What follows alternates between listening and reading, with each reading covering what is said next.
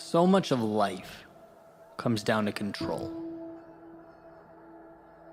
Understanding what we cannot control while simultaneously capitalizing and making the most of the things that we can. A constant awareness that's critical to our evolution. Epictetus wrote, "We must be at once cautious and courageous. Courageous in what does not depend upon choice, and cautious in what does." And this idea has been shared many, many times in many ways over the centuries. Another of which a lot of folks have heard is the serenity prayer, right? God, grant me the serenity to accept the things I cannot change, the courage to change the things I can, and the wisdom to know the difference. But regardless of how it's said and who it's said to, the point is the same. There are things we cannot control that we must find a way to stop exerting ourselves, stop exhausting our energy on. They are, as the saying goes, what they are. These obstacles are immovable. And rather than continue to push and push and push with all our strength and energy, our time is best suited learning to effectively navigate them. And then there exist those things that are in our control. I believe it was The Power of Now by Eckhart Tolle. He said, and I'm paraphrasing, if something cannot be changed, stop thinking about it, right? The future represents anxiety. It's worrying about things that haven't happened yet. The past is essentially depression. It's worrying about things that already happened. We can't do anything about the past or the future. All we have is now.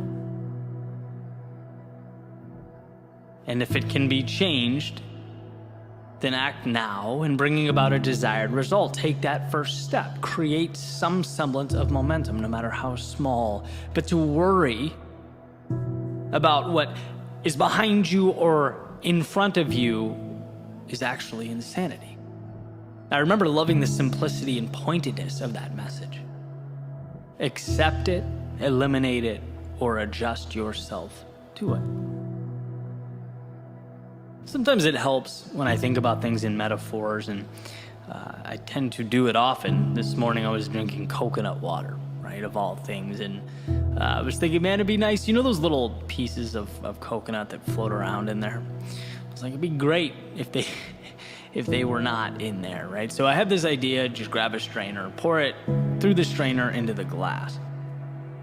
I'm leaning over the counter, watching the pieces of coconut collect in the strainer, and I'm just thinking, sort of zoning out, like, imagine if those were my problems, just being separated out of my life just like that, how nice it would be.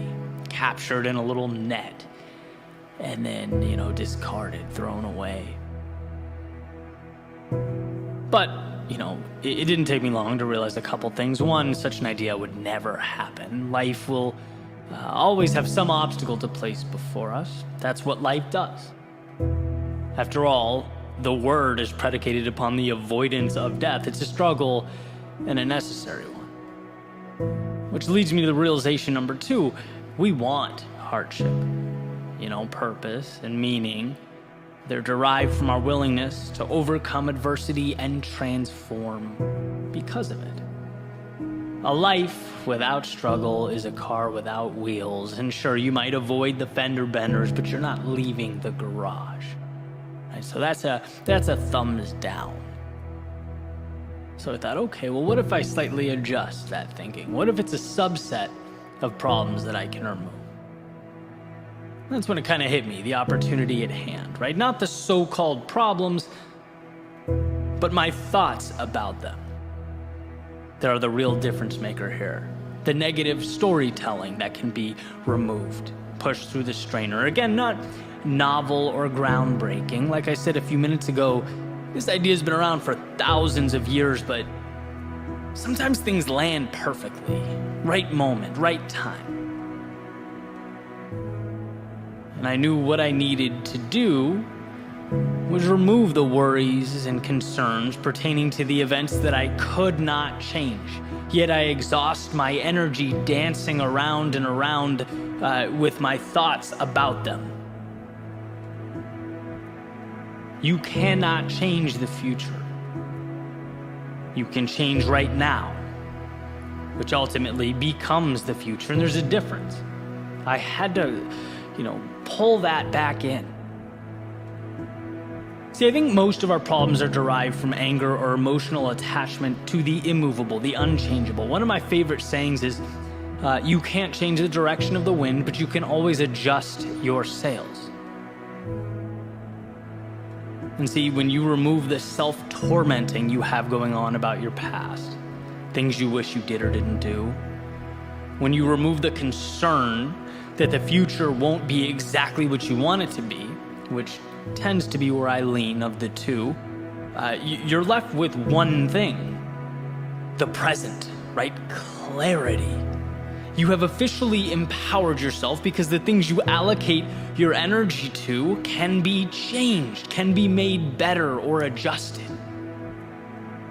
And that's really what it's all about.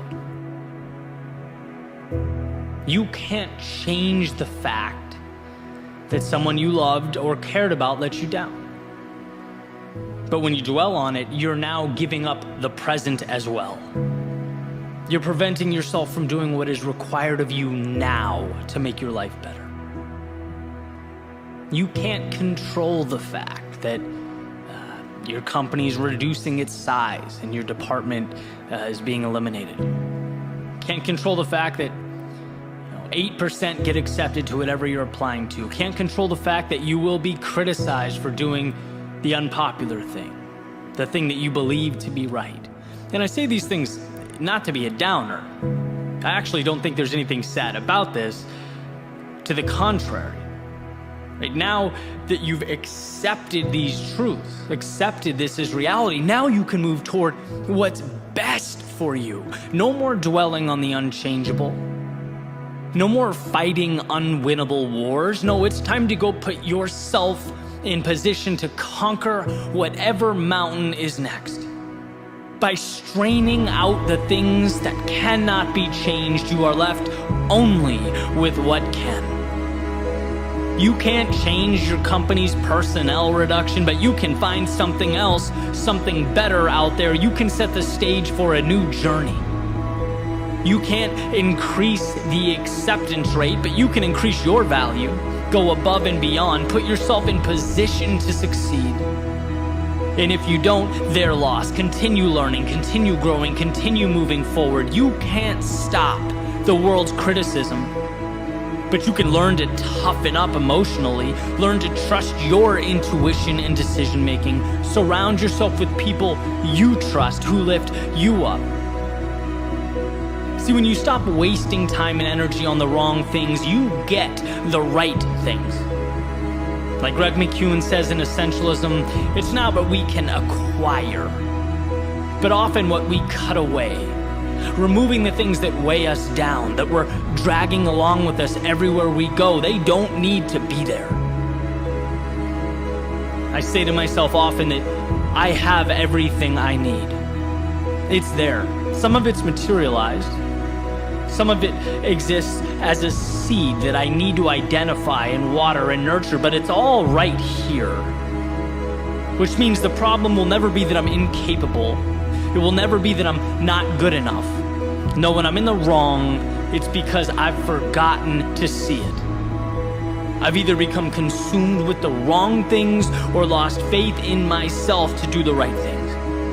And knowing this has been a gift. It's been tremendous. It's helped me even during the darkest moments to reacquire what matters most. Sometimes it takes hours, sometimes days, even weeks or longer, but I get there. Eventually I arrive, and so can you. You have the ability to parse out why you feel the way you do, to categorize the thoughts in your head. Can I change it? No? Okay, gone. And with all that's left begins the journey, the good stuff. The adversity and the problems that will make you who you are. And don't misunderstand me, I'm not saying it will be easy, but I'm saying it will be worth it. And that's critical to understand. Your world is there to maneuver and adjust, to reshape, but its transformation depends on a laser-like focus on that which is malleable. That's saying, do what you can where you are with what you have. It will lead you to exactly where you need to be. Even if you don't trust the road before you, trust yourself to walk down it.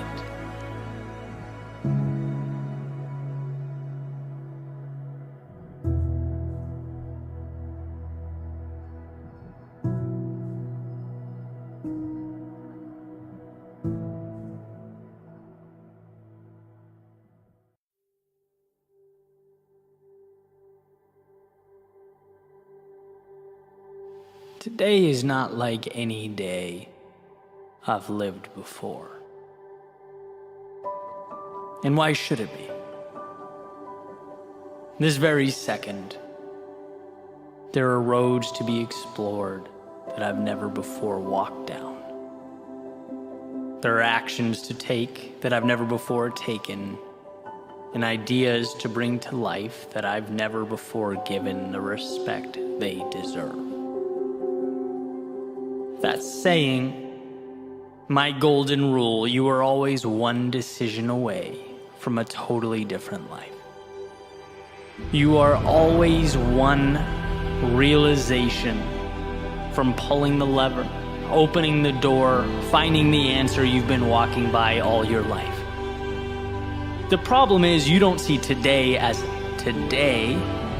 You see it as a continuation of yesterday, the same movie with the same characters and same rules, without even realizing you need to change the script. Emerson said, write it on your heart that every day is the best day in the year. Why? Because it can be. Your job is to remember that things will continue on and on and on until we give them an end. We must manually close the book on yesterday's story and start anew because we can. We often don't realize, but we can. And that is why the morning, each new day, is so precious. It's taking the mistakes and sometimes disappointments of yesterday and transforming them into today's lessons and the opportunity to begin again. A new journey seen through a new lens, walked through a new pair of shoes, a new sense of self. So here is your reminder that the words were and are, they're very different. That's why each sunrise transcribes into the sky the hopes and dreams of the you that you've always wanted to be. It's not a crazy formula or some secret code. It's simply untying your boat from the harbor that is yesterday and moving towards tomorrow's horizon.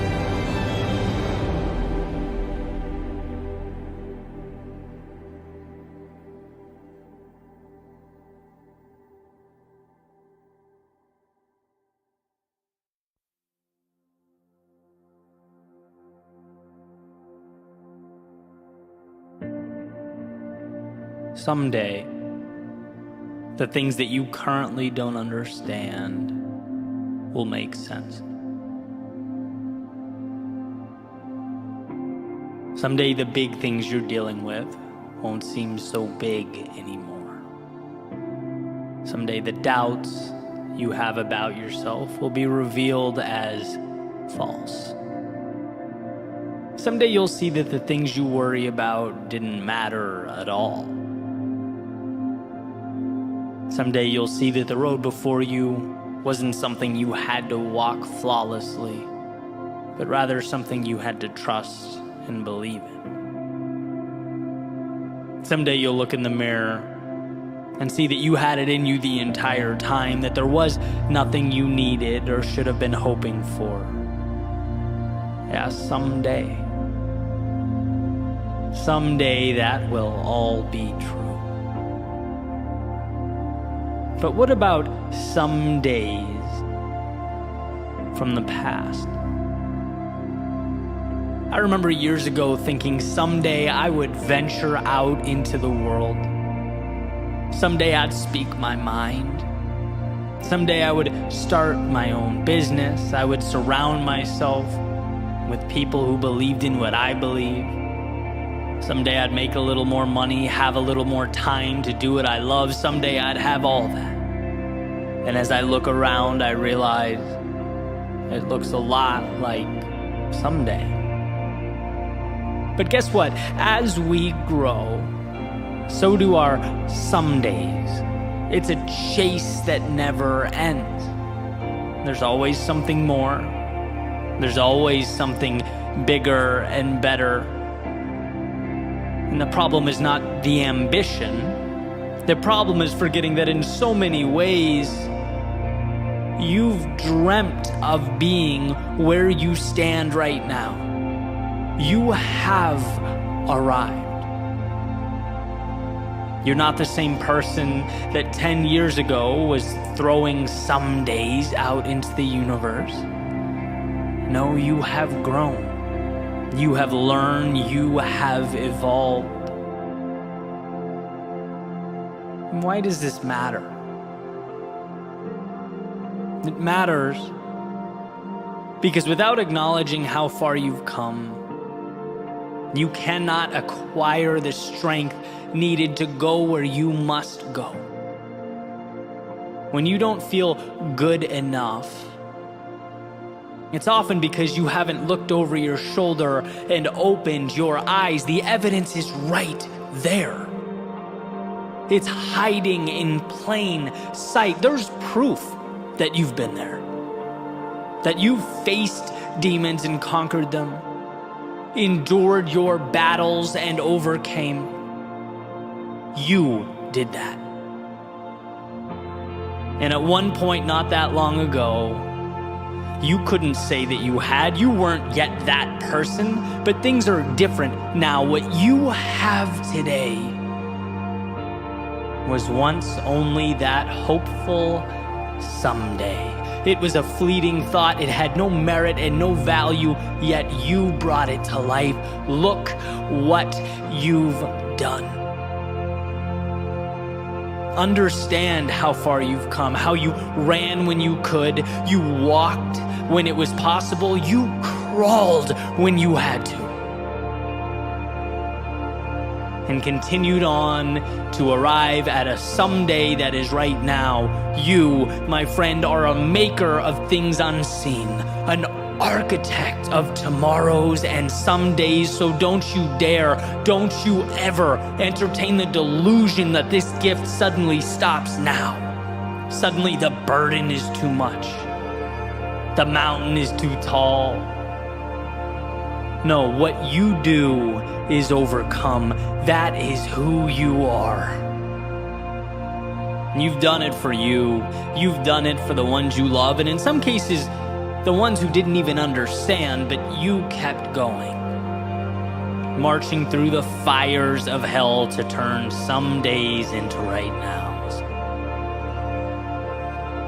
And I get that the road before you is uncertain. There's no way to know exactly how life will unfold. But that's besides the point. A bird can't predict every gust of wind it's going to encounter. It spreads its wings, takes off, and adapts because it can, because it always has, because that's what it does. I'm not advocating that you should have all the answers.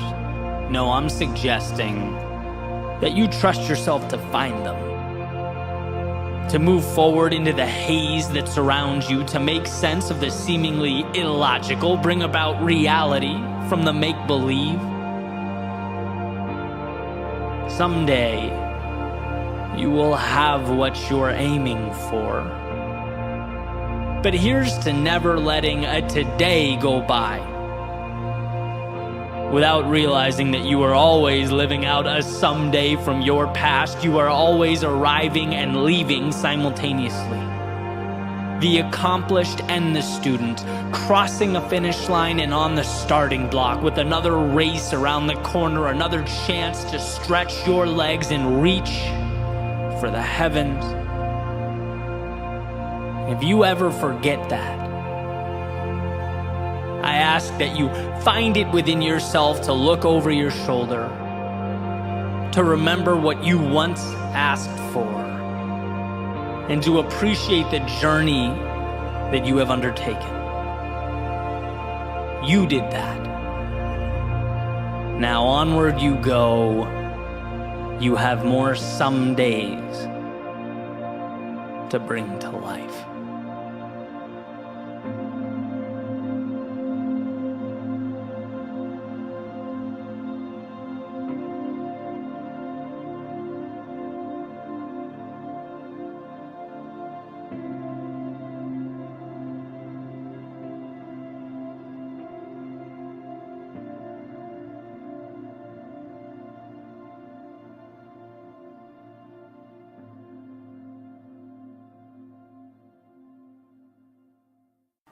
I was thinking this morning about a conversation I had with my grandfather.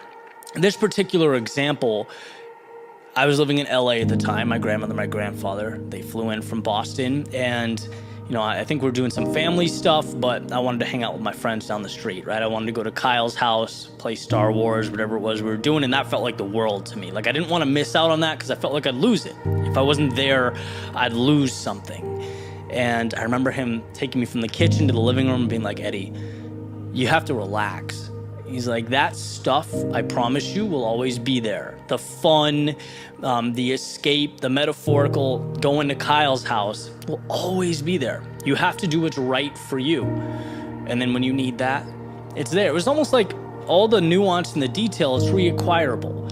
And why I'm bringing this up, and it's a little bit of a pivot, but I've seen throughout my life, right, personally, this sort of loss aversion, like I mentioned a few days ago, where you don't want to leave a bad situation because you fear that the very basic boxes that you've checked, you can't get them back, right? It's like you can have a job that's you're not satisfied, you're unfulfilled, there's nothing great about it, you've lost your sense of self, your purpose, but you're getting a paycheck. Right? Or, at least you have some direction in the day or in your life. You can say who you are. There's some identity. There's some very basic boxes. You're not happy, but the basic boxes are checked. And what you fear is if you leave in pursuit of something different, maybe you can't check those boxes again, right? Or you're in a relationship and it's like, it's not right.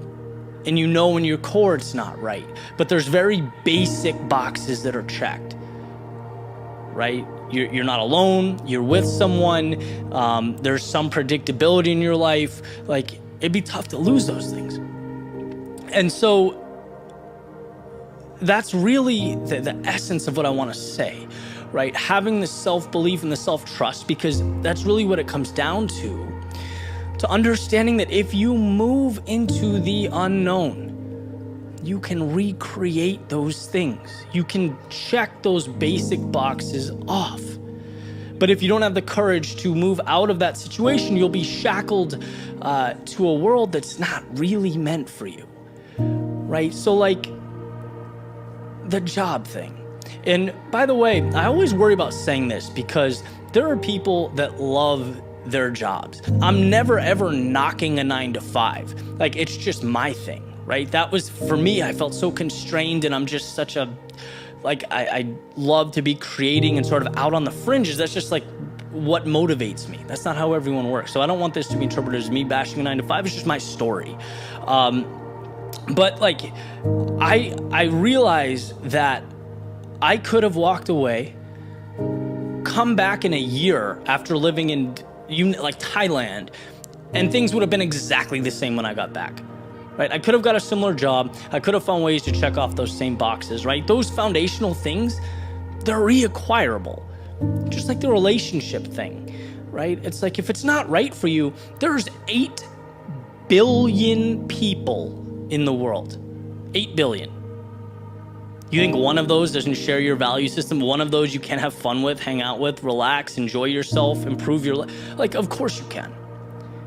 But you're worried about losing the very basics, the very basic boxes that you've checked. And it's like, you have to have the courage and self-belief to walk away from those things. You have to believe in yourself enough to know that you can recreate a reality, right? With a similar foundation, but with the things on top of that that make you happy, make you feel alive. Like I'm prone to do, I found a random internet quote today. It says, "I am learning to love the sound of my feet walking away from things that are not meant for me." And it's that simple, right? You can never get where you're going if you're shackled to the things that don't move you, right? If you're staying in a place of discontent. And the message is simple, right? Believe in yourself, trust yourself. There's nothing in your life that you can't reacquire or rebuild. But what you'll miss if you stay in that place is the opportunity, the upside, the people that will change your life, the places that you've never seen, the experiences, the journeys that make life worth living. The upside is just too high.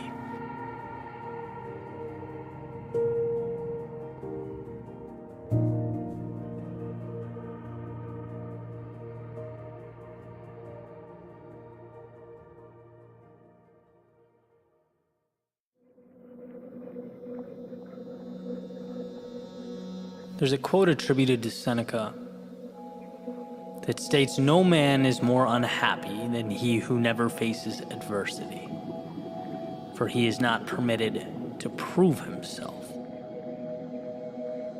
Meaning, it's in pursuing the difficult thing that we obtain meaning, recognition, that we prove ourselves.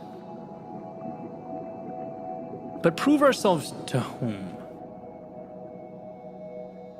This is the same Seneca who famously stated that we suffer more in imagination than we do in reality. That he is most powerful who has power over himself.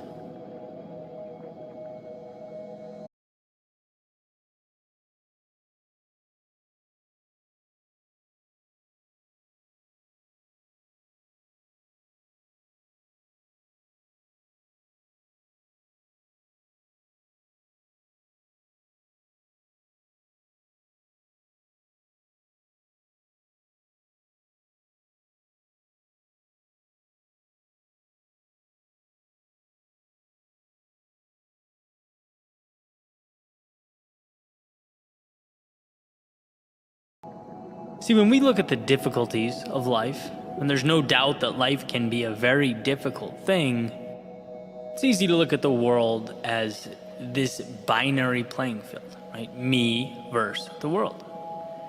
And in fact, we often visualize the world as the enemy pushing back against us, as if its motives were counter to ours. But so many of these narratives, these stories, they actually say nothing about the outside world. And when we look deeper, it becomes apparent that they actually say a whole lot more about us. It's the one viewing that gets to decipher what the circumstance means. And so all narratives are reflections of the observer. Jim Rohn used to tell a story about 2 brothers who had an alcoholic father. He'd come home drunk, he'd abuse his sons. They had a terrible childhood. And as they each grew up and had families of their own, their paths kind of diverged, right? One became abusive, and the other was kind and loving and caring. And when confronted, the now abusive brother stated, "Well, look, how can you blame me? Don't you see how I was raised? But the kind, loving, and caring brother stated, of course I'm like this.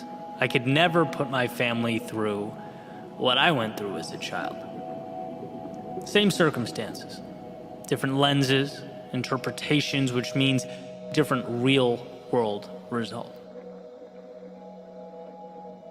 And the idea here is to emphasize how one of the most important abilities a human being possesses is the ability to interpret the world around him. I think of us as subjects navigating a world of objects, as though the things around us don't have meaning until we place meaning upon them. That's what humans do. Create narratives out of objects. And that often overlooked, seemingly insignificant ability places a lot of power in our hands. Very rarely is it what we see, it's what we think and what we do about what we see. You ever hang out with people that just tend to be happy, upbeat, positive energy? I have a very good friend like that, where his first inclination is always to find the positive. In moments where I've sort of trained myself to pause, take a second, sift through the emotion, uncover the value in a tough situation, refocus, and take a strategic step forward, I look over at him and he's already arrived there, right? He's been there for 3 minutes, right? Eliminated the negativity. It's his first instinct. He's the metaphorical kid hopping around in puddles, whistling at the top of his lungs, while everyone else is hiding out from the rain, or at least trying to find the courage to run out onto the street with him. Then there are people who seem to always find the negative. It doesn't really matter what the situation is. Happiness is fleeting, only to reveal the negativity that never seems to go away, right? The kind of person that if they won the lottery, their first thought might be, oh no, but what if I lose it all? Both examples are people projecting themselves onto the world around them. The same way that smoke covers and consumes an entire room. It's not the room that's the culprit. Here's another example from Jim Rohn, since we're on a Jim Rohn kick. He was making a similar point, and this is all from a collection of speeches he has on Audible, comparing humans to oranges, which is probably not a comparison you've made recently, but he said, there's consistency to an orange in that it can be filled with one thing. When you squeeze an orange juice is coming out. Period. It will never be apple juice or grapefruit juice. It will only emit what it has inside, which is orange juice. And well, here's the connection. When life pressures us, challenges us, or metaphorically squeezes us, we only emit the emotions that are contained and available, that are alive and well within us. If there is no jealousy contained in our thinking, we're not going to project jealousy out into the world. If there is no hatred within us, we will not project hatred onto others. Why is that powerful? It's powerful because, again, it's one of the most important things you can do. Certainly one of the most important things I've learned to do is take that finger pointing blame at the outside world, slowly turn it around and point it back at myself. And ask, what thoughts, what emotions, what ideas am I letting live inside my head that's altering the narrative, the story I'm telling about myself and the world that I live in? And while one might think, well, that's uncomfortable, that's unfair, a little extreme, why should I point at myself? It's not my fault. I would challenge you, at least for the sake of the next few minutes, to see such a change as empowering, as your advantage, as the bridge from where you are to where you want to be. See, if you always have feelings of, let's say, jealousy around a particular person, that feeling in your stomach like, oh, they have it all. They're ahead. Right? They live how I want to live. They're this and that, and I kind of hate them for it. You're naively giving the external world the power. You're saying, I feel the way I do because of that out there, some cosmic injustice. You are powerless because you're neglecting your personal agency as a factor. But when you turn that finger around and say, I only feel this way because I'm allowing myself to, then you can ask the question so many never think to ask.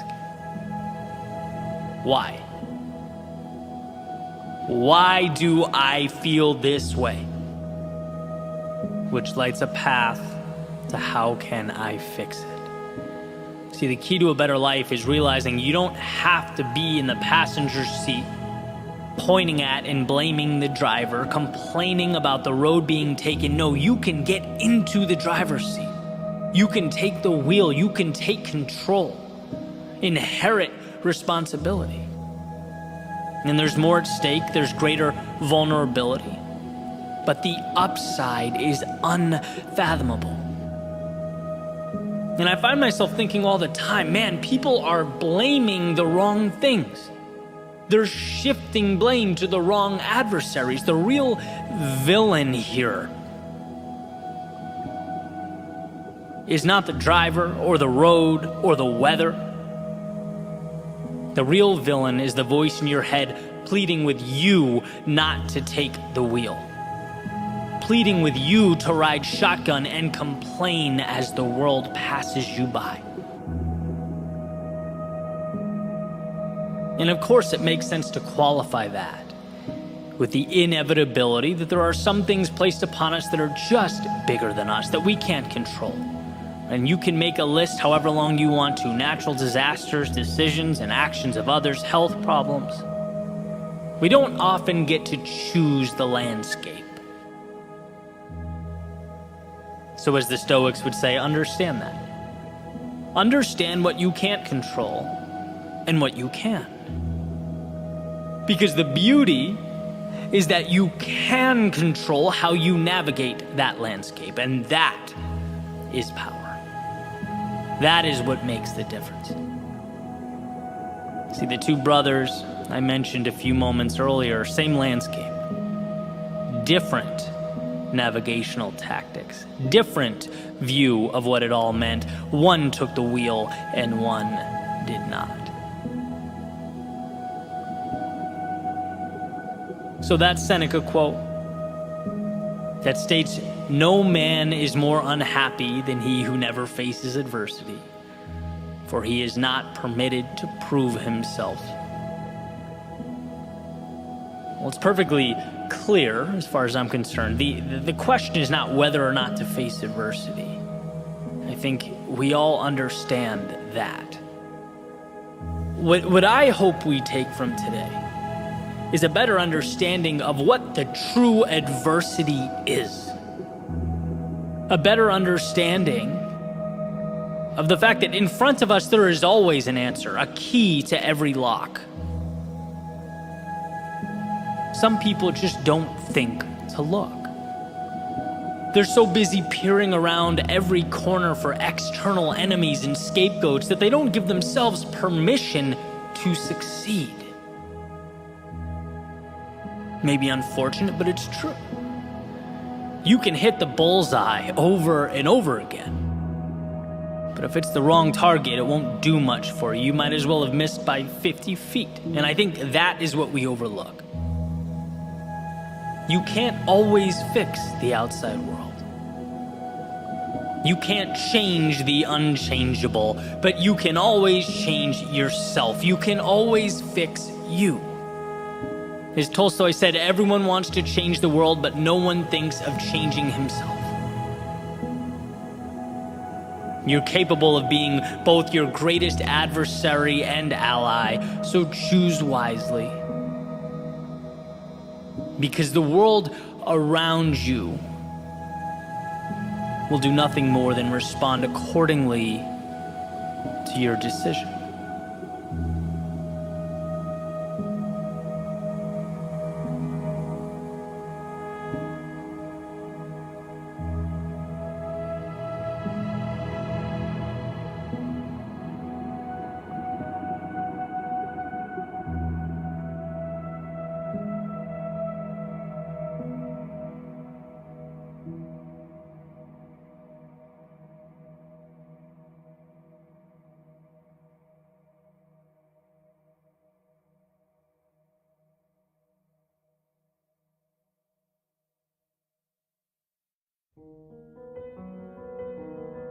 Just go.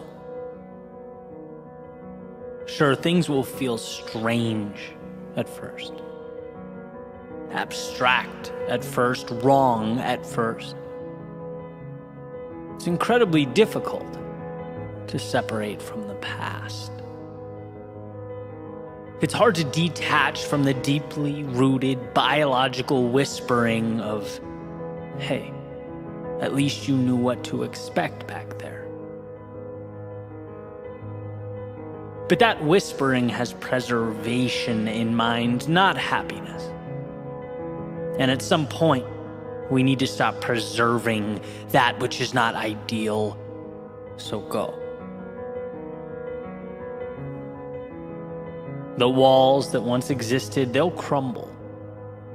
And this will be startling at first, shocking at first, intimidating at first.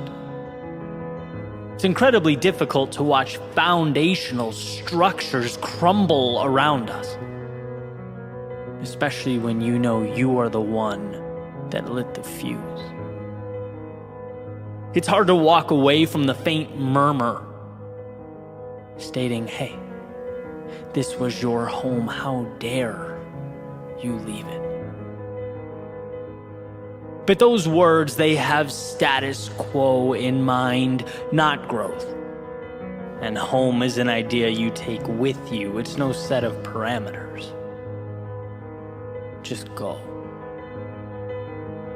The stories you told yourself, the narratives you thought were forever will prove to be nothing more than the end of an underwhelming chapter. This will feel abrupt at first, unfair at first, will leave you deeply unsatisfied at first. It's incredibly difficult to realize that happily ever afters aren't linear, they're cyclical. It's hard to walk away from the voices pleading with you not to turn the page, stating that because their realities will remain the same, so must yours. But those aren't the characters with whom you'll emerge victorious. Some movies must be recast, the setting reimagined, the hero reinvented. And so it should be known that your greatest strength is the little steps that you are capable of taking, the little decisions you are capable of making.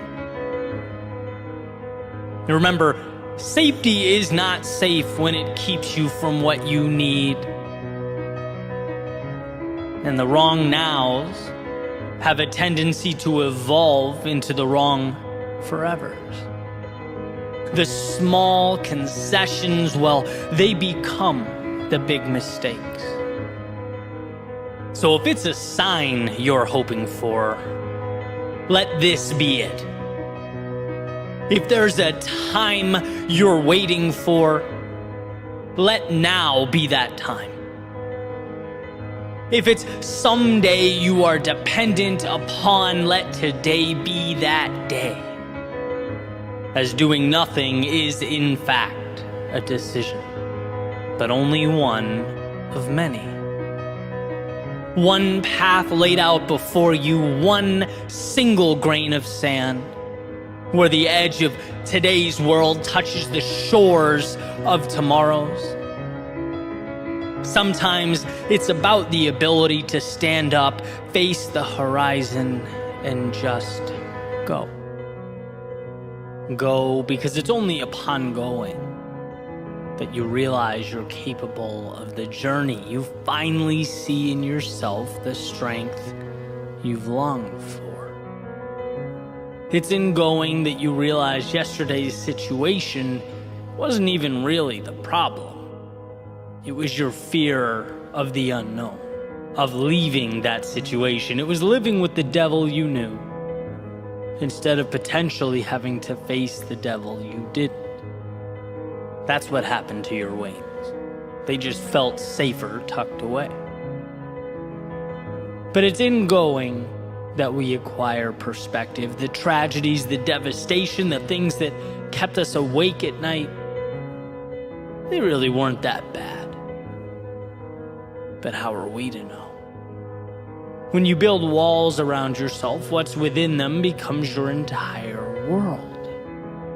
It's in going that you create yourself. And while everything you need is already beating in your chest, the great unknown before you is the water to that seed, the key to that door. What you fear is exactly what you need. And so the beautiful dance through life goes on. Not beautiful because of its elegance, it's rarely that. But beautiful because of its promise, its malleability. Beautiful because we get to move without answers in order to find answers. Beautiful because what we become is directly proportional to what we're willing to endure. And that means that the universe doesn't judge. It doesn't know us by our failures or our mistakes, but by our courage. Our courage to face all of these things and move forward anyway. To relentlessly explore the resilience of the human spirit. An infinite light in an otherwise finite world, a bridge that is built beneath our feet in real time. What a weight off of our shoulders to know this. We don't have to get it right. We just have to step out the door trusting that we will pick up enough pieces to put together something meaningful. We just have to go. And then the world, it opens up. Just like that. Leave the old, embrace the new, simple, you think to yourself. Well, yeah, of course, the best things in life are always simple. Always have been, always will be.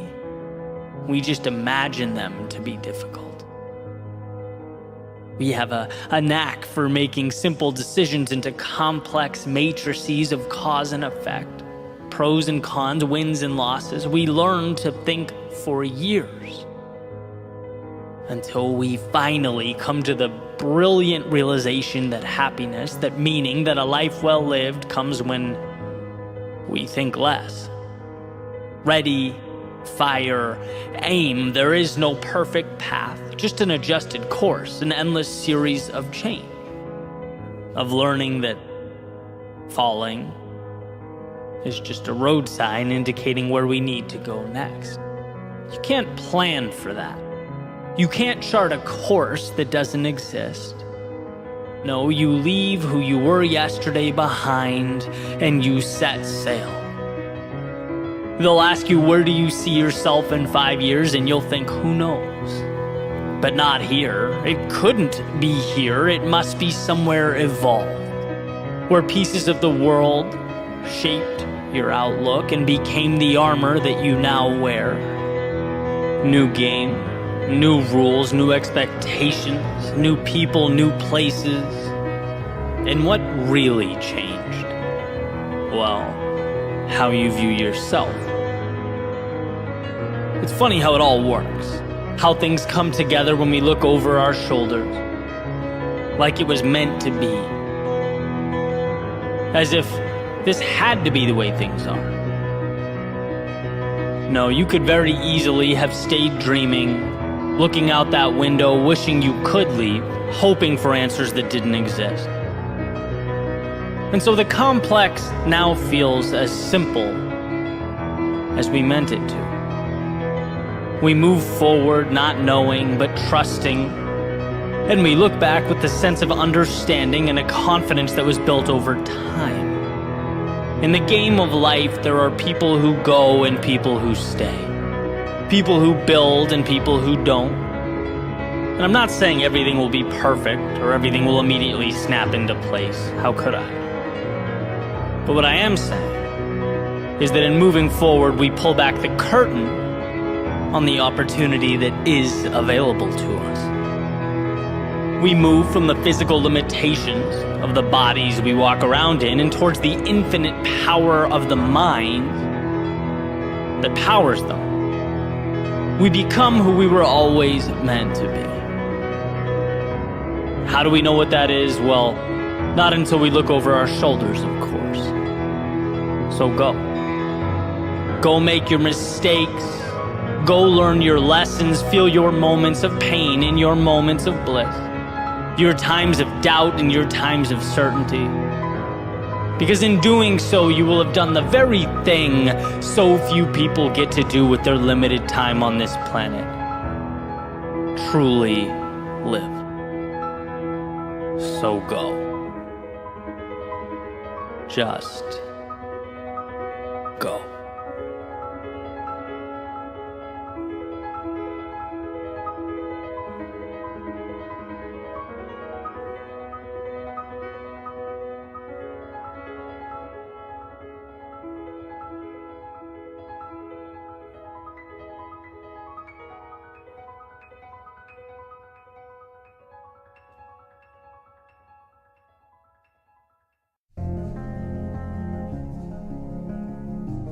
Sometimes it's what we don't say that echoes the loudest. What we don't do that has the greatest consequences. Where we don't go that ultimately gets us lost. I remember as a teenager applying to college. I was working on the admissions essay. I was brainstorming with my grandmother, talking over possible topics and approaches. And she read me this quote that's sometimes attributed to Mark Twain, but that's beside the point. The quote states, 20 years from now, you'll be more disappointed by the things you didn't do than by the ones you did do. So throw off the bow lines, sail away from the safe harbor. Catch the trade winds in your sails, explore, dream, discover. And I thought this was the perfect bridge to the next chapter in my life. The latest horizon, the newest adventure. I thought it was incredible, and it was. It was exactly what I needed, and so on to that next adventure I went. But here's the thing.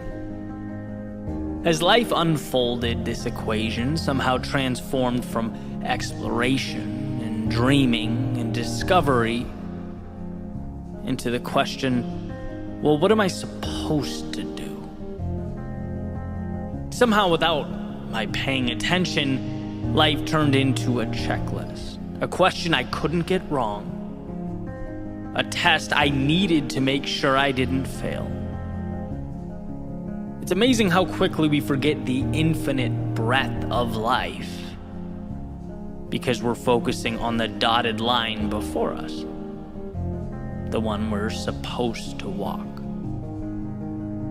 Sometimes we're so fixated on what the expectation is that we don't ask ourselves where these expectations are coming from.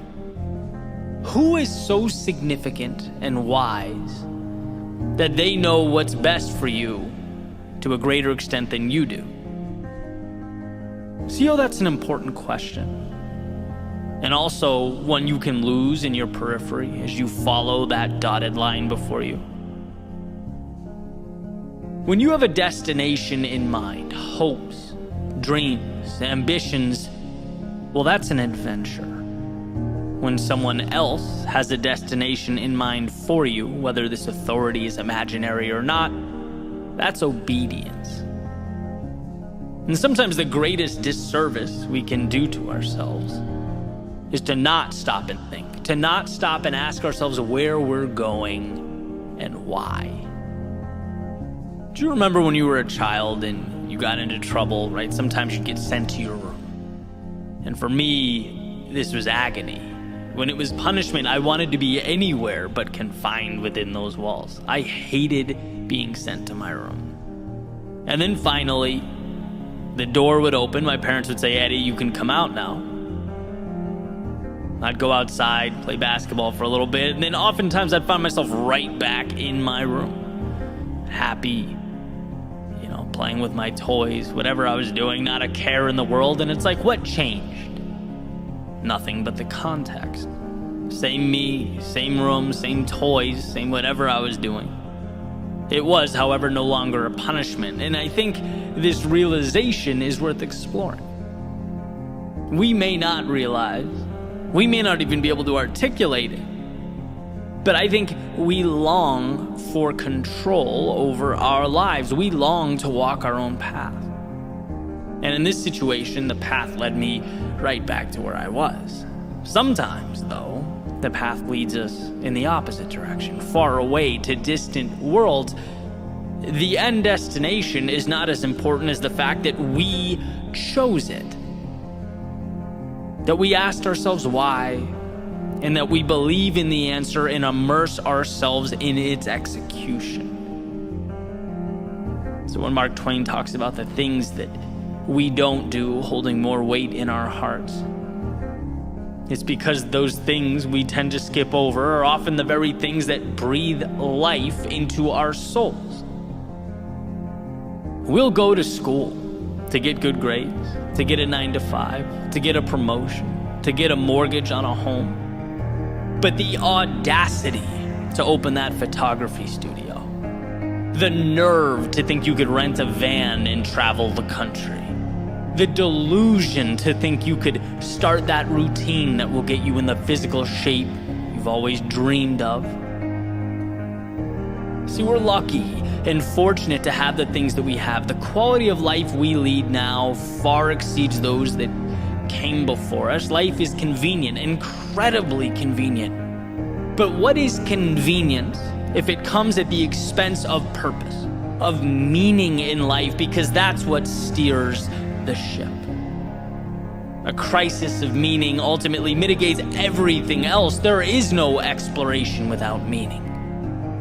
And without exploration, tomorrow becomes a repetition of today, not an evolution of today. And what's incredible, truly incredible, is that our purpose can be rediscovered, our paths redefined. How? By having a long conversation with, you guessed it, yourself. By putting the phone in another room, by disconnecting the Wi-Fi and spending time with you. Something along the lines of, dear self, what matters to me in this world? Where am I going right now? Is where I'm going right now aligned with what matters to me in this world? And sometimes the answer is yes, sometimes no. Great, but what we have now is a foundation to work off of. An awareness that should be celebrated, that you created. It's so easy to walk through life and never have that conversation. It's so easy to sleepwalk to the tune of someone else's song, the beat of other people's drums.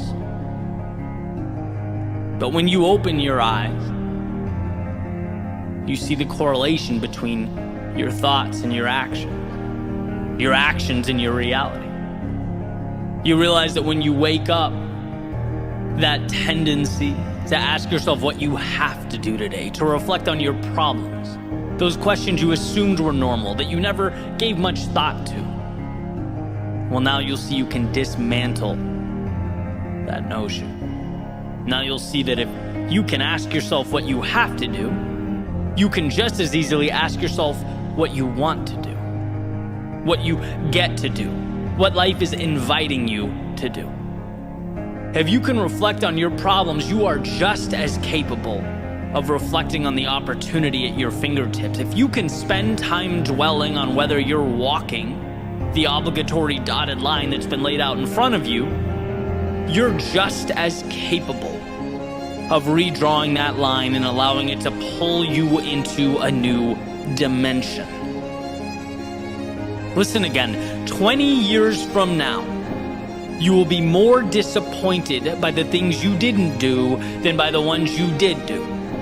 So throw off the bow lines, sail away from the safe harbor, catch the trade winds in your sails, explore, dream, discover. Explore, but for you. Wander down those paths that have for so long piqued your curiosity. Try things you once felt like other people were entitled to, but you'd never given yourself permission. Be that for yourself, because no one will come up to you and randomly give you that green light. Dream, because without building your castles in the air, as Thoreau calls them, you live your entire life on the ground. You'll never hit targets that you don't create. And sure, there'll be a time that only you see the destination. Great, that's life, but with each step forward, as it becomes more real for you, it will make sense to others as well. Trust each step like it is in and of itself a miracle. And you'll find in time that that's exactly what each step was. And lastly, discover. Discover who you are, what you're capable of becoming. As Emerson said, to be yourself in a world that is constantly trying to make you something else is the greatest accomplishment. To forge your own path, build your own life, stay true to your own heart is courage. So sail away, because you have the ability, because you are strong enough, and because the story you're about to write doesn't continue on until you turn the page on today's chapter.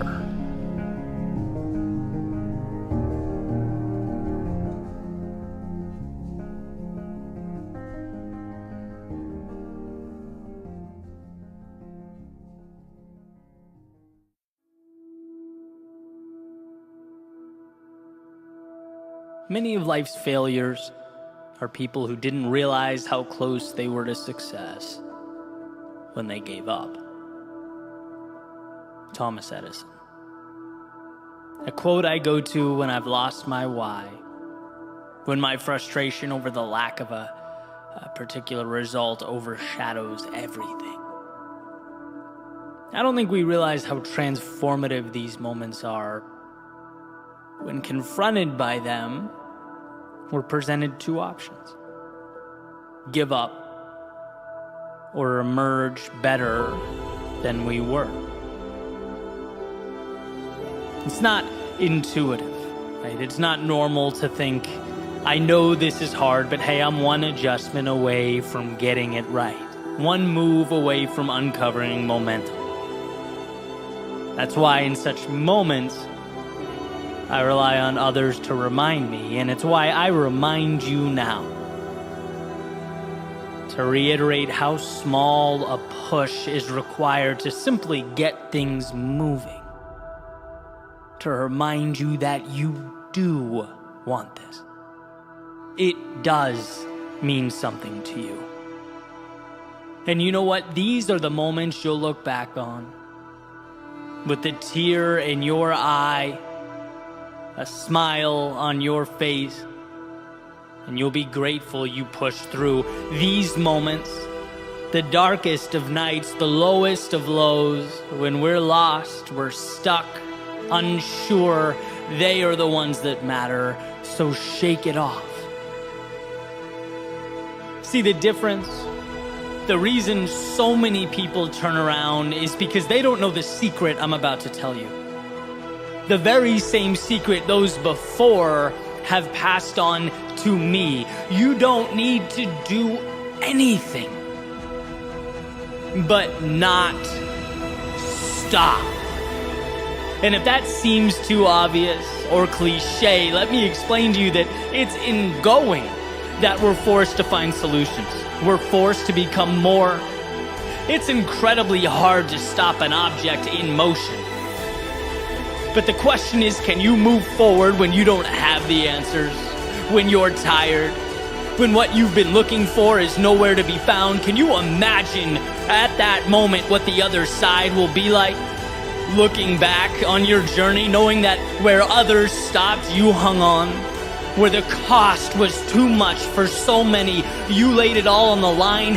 These are the decisions you have to make now. So don't listen to that voice rationalizing, begging you to take it down a notch. or return to the normalcy of yesterday. Let this message resonate. Hear me.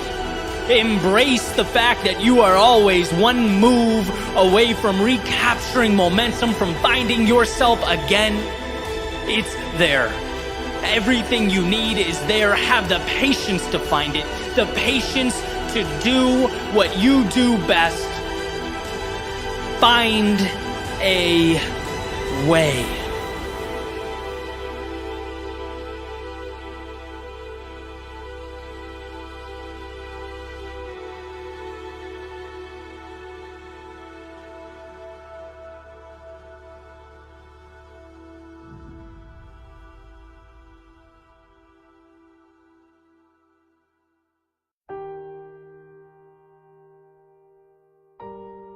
I'll never forget listening to Jim Rohn. I was taking a walk in the middle of the day. I needed to get out, decompress, rethink, realign. And this message came through my headphones. He said, "We must all suffer from one of two pains: the pain of discipline or the pain of regret. The difference is discipline weighs ounces while regret weighs tons." And I needed that. I needed that because sometimes we forget why.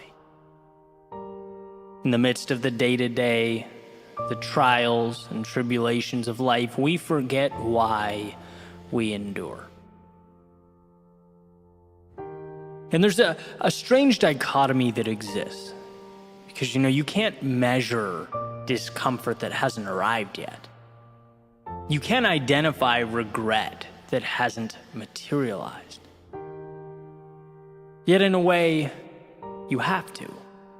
You have to somehow make that tangible. You have to know that sacrifices of today deliver you from the anguish of "I wish," or "if only," or "maybe I could have."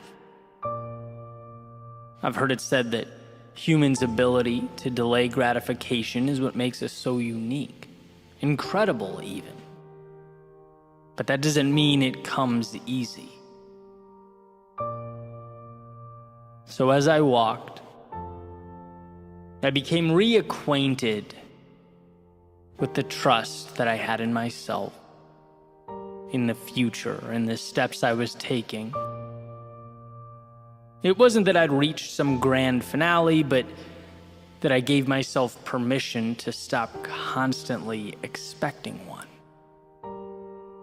Worrying when things didn't go as planned, feeling disgusted with myself when I fell short. This is, after all, part of a process.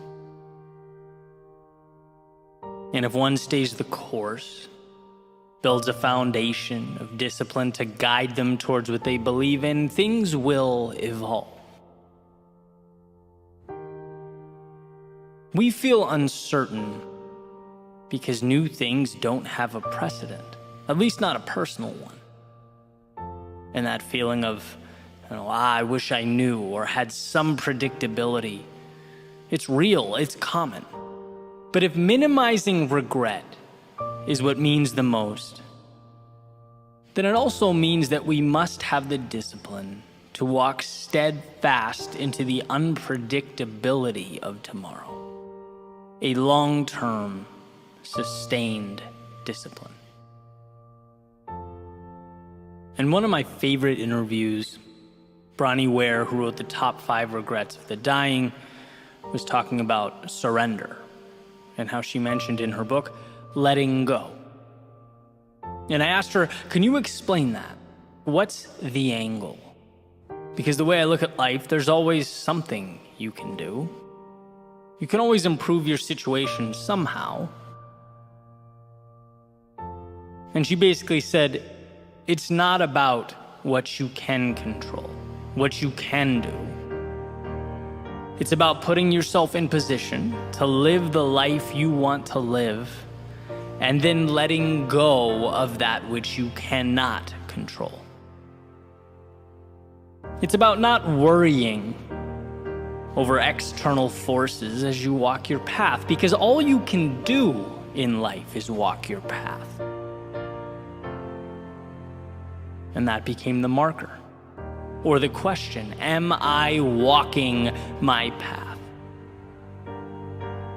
Right? And I look at it like this.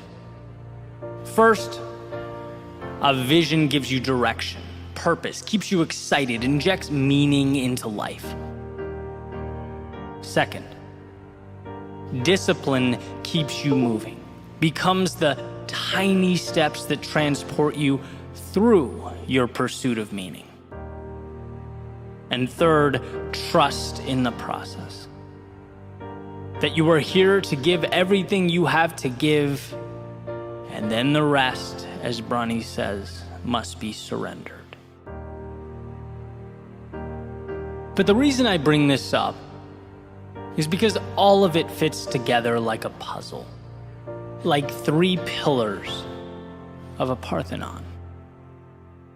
And when people reach out to me all the time, they're upset that they're not as disciplined as they'd like to be. And they're listening to the speeches, they're watching the videos, they're absorbing the content, trying to improve. But nothing seems to get the engine going. And I'm wondering, what is your North Star? What are you aiming for? Because as far as I'm concerned, it's impossible to be disciplined if you don't have a reason. You know, when Jim Rohn states that the pain is in ounces now, well, there's an implicit compared to what being asked, right? Compared to that top of the mountain that you'd presumably miss out on. So if the mountaintop's not defined, you're on a fool's errand. That's why I had so much trouble with my old career, for example. It's hard to be disciplined. There's no buy-in on the purpose. Right? Using my previous metaphor, it's little steps, sure, but towards what? If you don't know, it's only practical then to look around and ask yourself, why am I taking them? Why not go drink with my friends? Why not stream this series on Netflix until 4 a.m.? Why not skip the workout? You can listen to people on YouTube scream at you to do more and be more and try harder all day, but without that piece, it will not get you very far. A vision, the discipline to pursue it, and a trust in the process. And you could say the same with someone who might have a clear vision, a dream, a perfect idea of what they want, but never take action, right? The discipline never materializes. Makes the endeavor just as meaningless. Things don't change until you take that big picture, that vision, and you break it down into little things you can do every day. That's it. And isn't that amazing? The greatest, most influential people, from the friends and family that inspire us, to the greatest athletes and entertainers, to our greatest thinkers, creators, world leaders, all they do is a handful of things consistently every day in the direction of something that is meaningful to them. A process that has been talked about since the beginning of time. The compound effect, as Darren Hardy calls it. That breakthrough was huge for me. The realization that I don't need to leap any mountain. I just need to ascend one tiny rock at a time, and that is not a superhuman ability, that is a single decision. So here the question isn't, can you be more disciplined? Of course you can. The question is, which few things are most meaningful to you? Which will you be focusing on every day so that they expand and inject value into you and the world? And then, lastly, there's trust. Sometimes the most difficult. Seeing the unseen, maintaining confidence in that which is unknown. An incredibly challenging expectation in an instantaneous world, a world where things are immediate, feedback is immediate. Messages are sent across the planet instantaneously. Goods and services arrive within hours. We have forgotten patience because it is disintegrating before our very eyes. We are a society of now. But the best things in life, they take time. They require that we hold up our end of the bargain and that we trust life will fall into place. Belief in a process that will come to mean more than anything that arrives in 30 seconds ever could. A vision, the discipline to pursue it, and a trust in the process. So perhaps you're overdue for your midday walk, your little excursion into the soul, to ask yourself, what is it you are moving towards? Why are you doing what you're doing? Does it mean something? And if not, perhaps some adjustment is in order. Perhaps you've lost sight of that North Star that lights up our lives and illuminates the way. Take solace in the fact that life is not as serious as we make it out to be. We don't live in a world of right and wrong, good and bad, yes and no, but a continuum. An opportunity to seek out and find the beautiful ups and the meaningful downs, to set our sights on the horizons that matter. See, when the little things feel too complex or burdensome, it's because the big things are misaligned. And that is a powerful idea to grasp. It's never that life is too difficult. It's that we have closed our eyes. So don't be fooled by those selling you reality as some problem, some obligation that must be dealt with. No, today is the greatest gift of your lifetime. And the same will be true every day moving forward. And to echo Jim Rohn, absolutely it is a gift comprised of sacrifice, discomfort along the way. But that's a small price to pay for entry to the show. For the ability to embrace the mystery and embark upon the adventure when you're pointed to the right North Star. Well, the road, it feels less treacherous on your feet. The hills less strenuous on your legs. What we often deem to be a lack of preparedness, ability, strength, well, might just be a lack of alignment. So adjust. Because this world, flexible and limitless, invites you to do just that. It invites you to explore until you've uncovered your vision. To pursue it like nothing else matters. To sidestep the obstacles, invert the setbacks, and lastly, to find hope when there appears to be none. To set your sails, walk your path, run your race, and surrender to that which is beyond your control. And you'll find that with a vision, with discipline, with trust in the process, there is no situation or circumstance outside the scope of what's possible for you.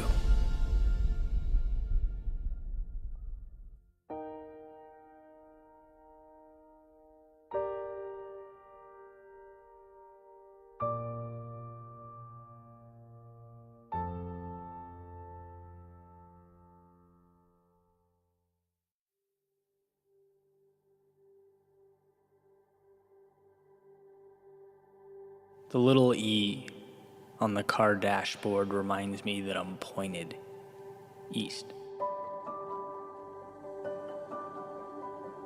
As I sit at the red light, perpendicular to Ocean Ave, staring out at the water, this is it. This is as far as I can go. There are no more streets or towns or cities. There can't be any more stops along the way, just miles and miles of ocean.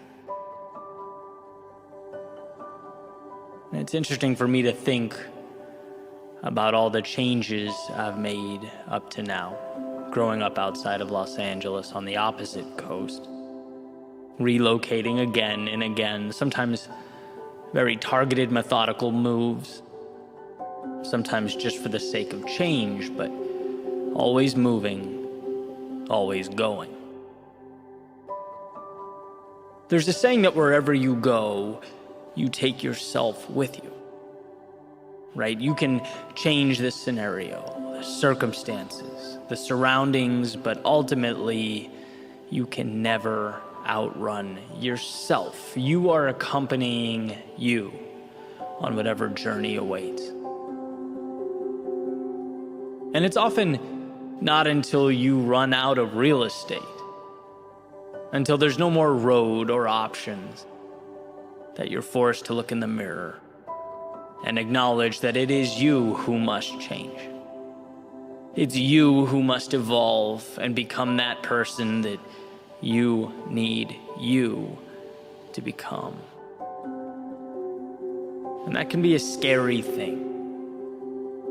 After all, anyone can get in a car and head east. Anyone can point the compass away from the chaos of now, move away from their demons. But how many of us can find the strength to look those demons in the eye? How many of us can make ourselves bigger than what attempts to weigh us down? All of us can, but how many of us do? Are we running to something or from something? Because there is a difference, and that difference is not small. One of my favorite speakers, Jim Rohn, when referencing our journeys through life, our push to make more of ourselves, he essentially said, it's not what you get at the other end. It's who you become along the way. And I think, like everyone, I've forgotten that from time to time over the years, forgotten that value is not simply in going, but in becoming, in the courageous little steps that accumulate over time. Forgotten that the external world might inspire or excite, that change might invigorate the soul, that the road untraveled might remind me of life's beauty, but these externalities are only as valuable as you allow them to be. They're only opportunities if you decide them to be so. Change inspires, but will you let it inspire you to do that thing you know you need to do, but are terrified of doing? And that road, it might remind you of life's beauty. But will you let that reminder be your invitation to share your own beauty with the world, whatever that means for you? Can you be that vulnerable? Can you take that leap in the story of your becoming? See, it is incredibly easy to look out at the world and pinpoint its flaws. All those little problems and imperfections, they tend to jump out at us.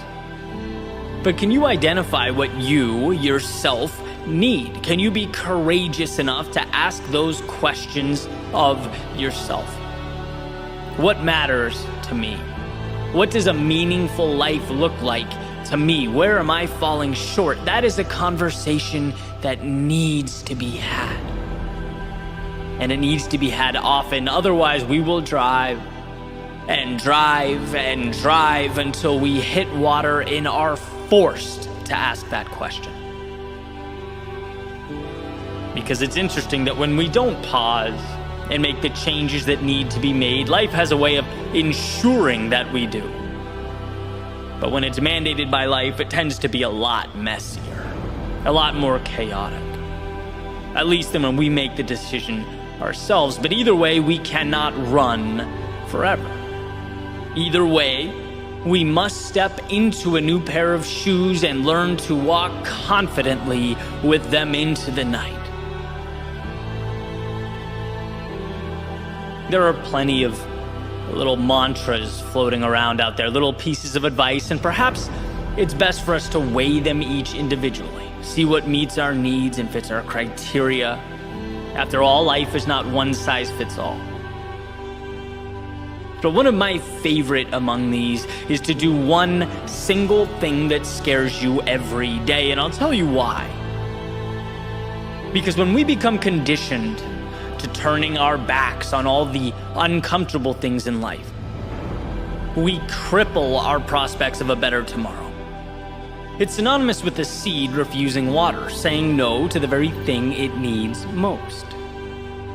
And what should be noted here, one of the reasons it's so dangerous, is that saying no is incredibly subtle. It's not some big event or explosion. There's no fireworks show that occurs every time you walk away from what you need. No, it goes unnoticed. And again, one of the greatest challenges is quantifying that which we don't do. How do you measure that thing you walked away from? Well, unfortunately, you can't. You can't, at least until you're staring out at the Atlantic with nowhere to run, no more escaping on the agenda. You don't know until you're forced to pick the pieces up and make something of them. And I say this so that hopefully it can ignite that spark in your soul that you need most, whether you previously recognized it or not. I say this to remind you how much bigger you are than your problems, how you have the ability to transform all that exists around you when you transform yourself. There's a certain inevitability associated with how we see ourselves. And I believe this to be true at both the personal and the societal levels. Anyone can look in the mirror and see the past, where they've gone wrong, how inadequate and ill-prepared they are.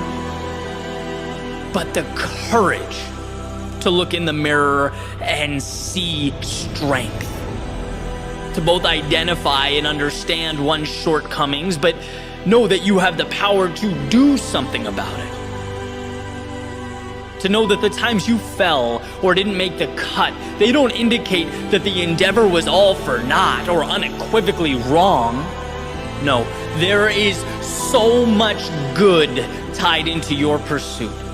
So much beauty and courage ingrained in your soul. But imagine a life where you no longer run from the gaps, but close them. Imagine finding it in yourself to begin that hero's journey. And where you used to run to protect yourself, now you take the offensive to grow yourself. Where you used to avoid the possibility of failure, now you chase the possibility of victory. You can have that if you want to.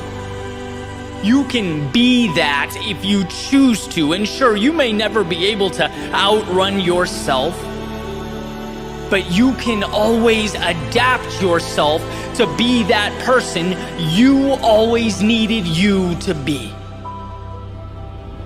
Sometimes we just need the reminder that we are strong enough. We do have what it takes. And that the thing that hurts us most in the short term not only saves us pain in the long term, but it becomes what we live for. It is where we find our meaning. And so perhaps this ocean before me is not there to remind me of my constraints, that I have no road left, but a reminder of just how often we measure using the wrong metrics. Perhaps I needed to see again that it's not where I end up, but who I become along the way.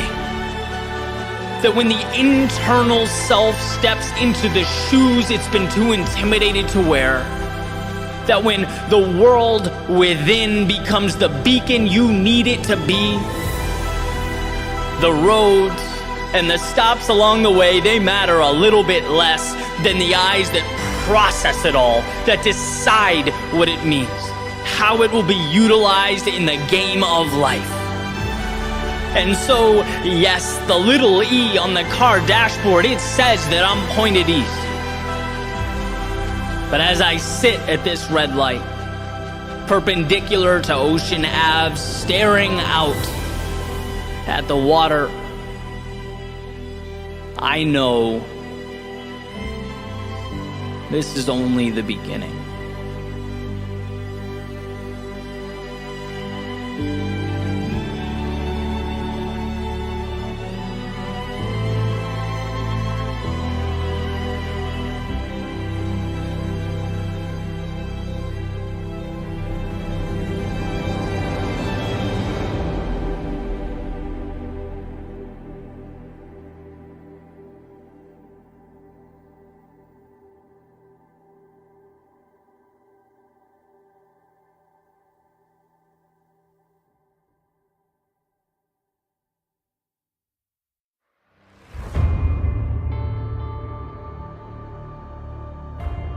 Everyone wants to be great.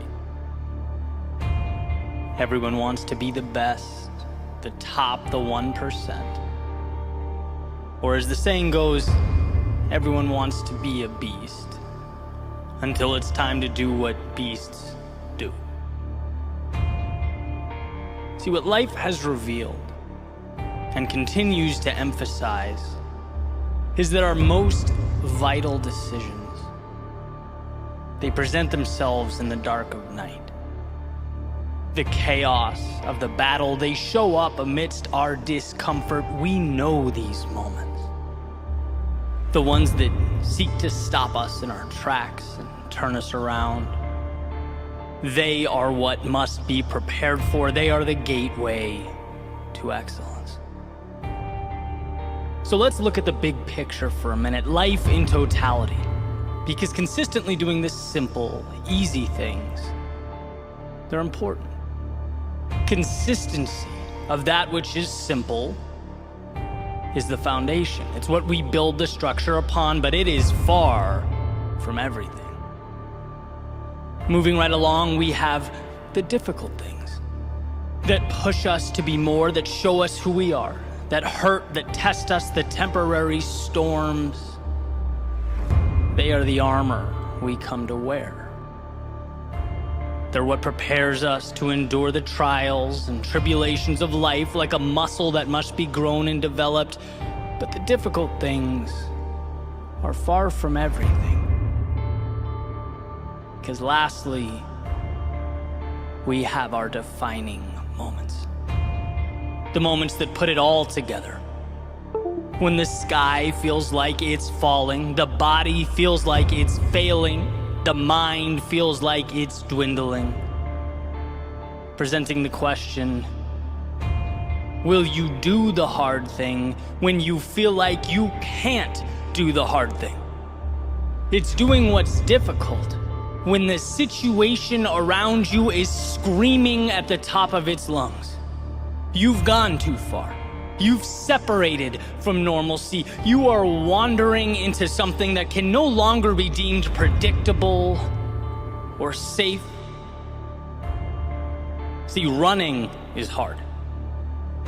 But running when you're tired, when you didn't get a great sleep last night, you don't feel good, when you're busy, when your schedule's full, when you have things to do, when you're in the midst of your workout and your lungs are screaming for air, the cloud of pain is hovering over you as you make your way forward for no other reason than you told yourself you would. That's not hard, that's transformative. Going to the gym is hard. But going to the gym when you don't want to, when you don't even feel like stepping into the car, when your mind is trying to rationalize a day off, when you're asking yourself what the point was to begin with, that's not hard. That's transformative.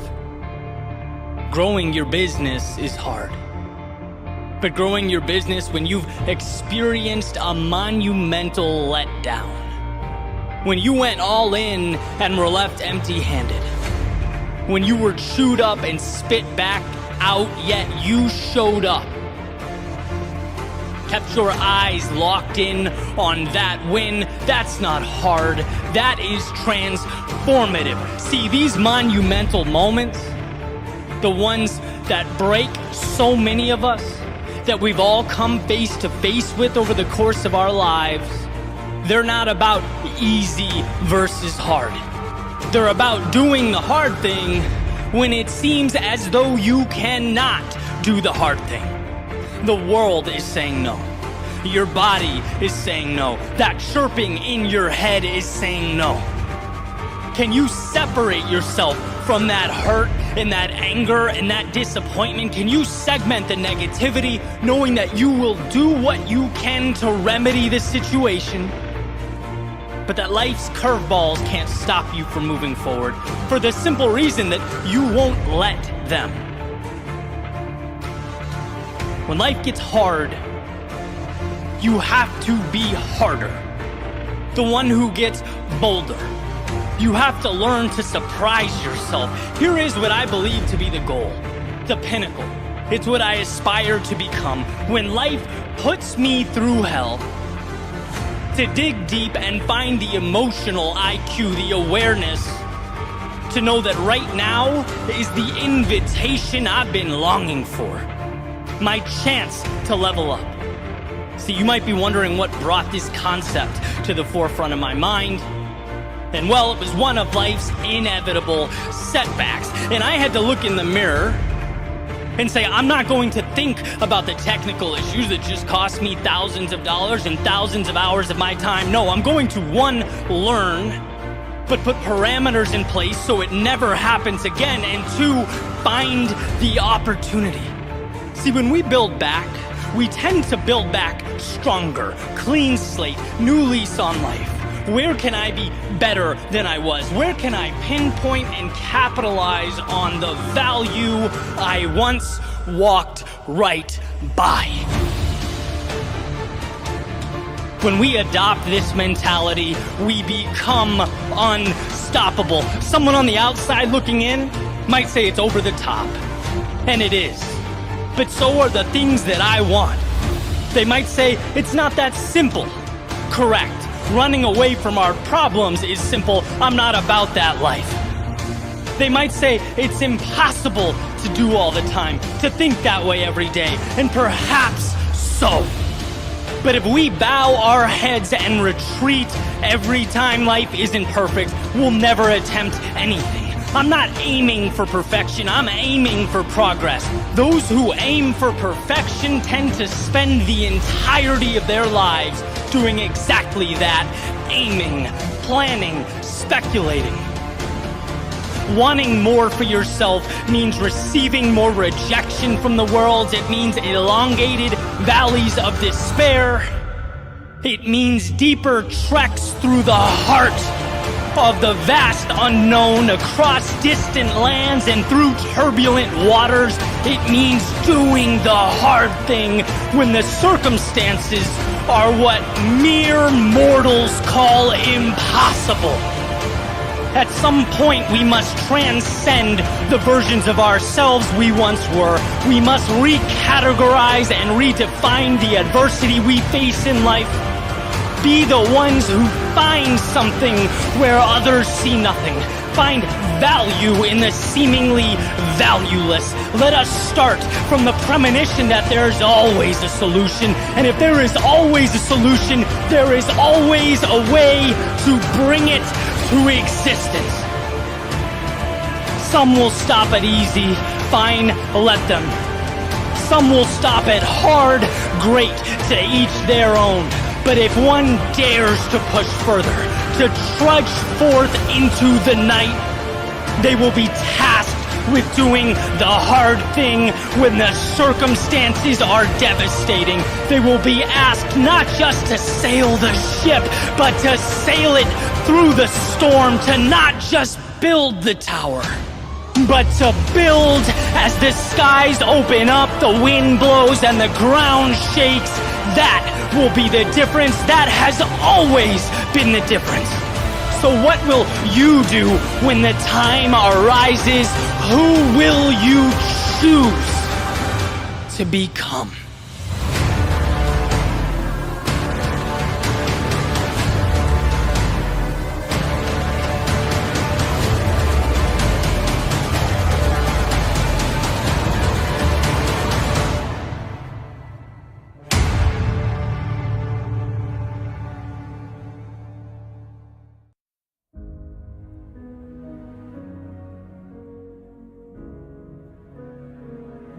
In his play Measure for Measure, Shakespeare wrote in 1603 a line that I think adequately sums up the reason so many of us fall short of what we are capable of becoming. He wrote, "Our doubts are traitors, and make us lose the good we oft might win by fearing to attempt."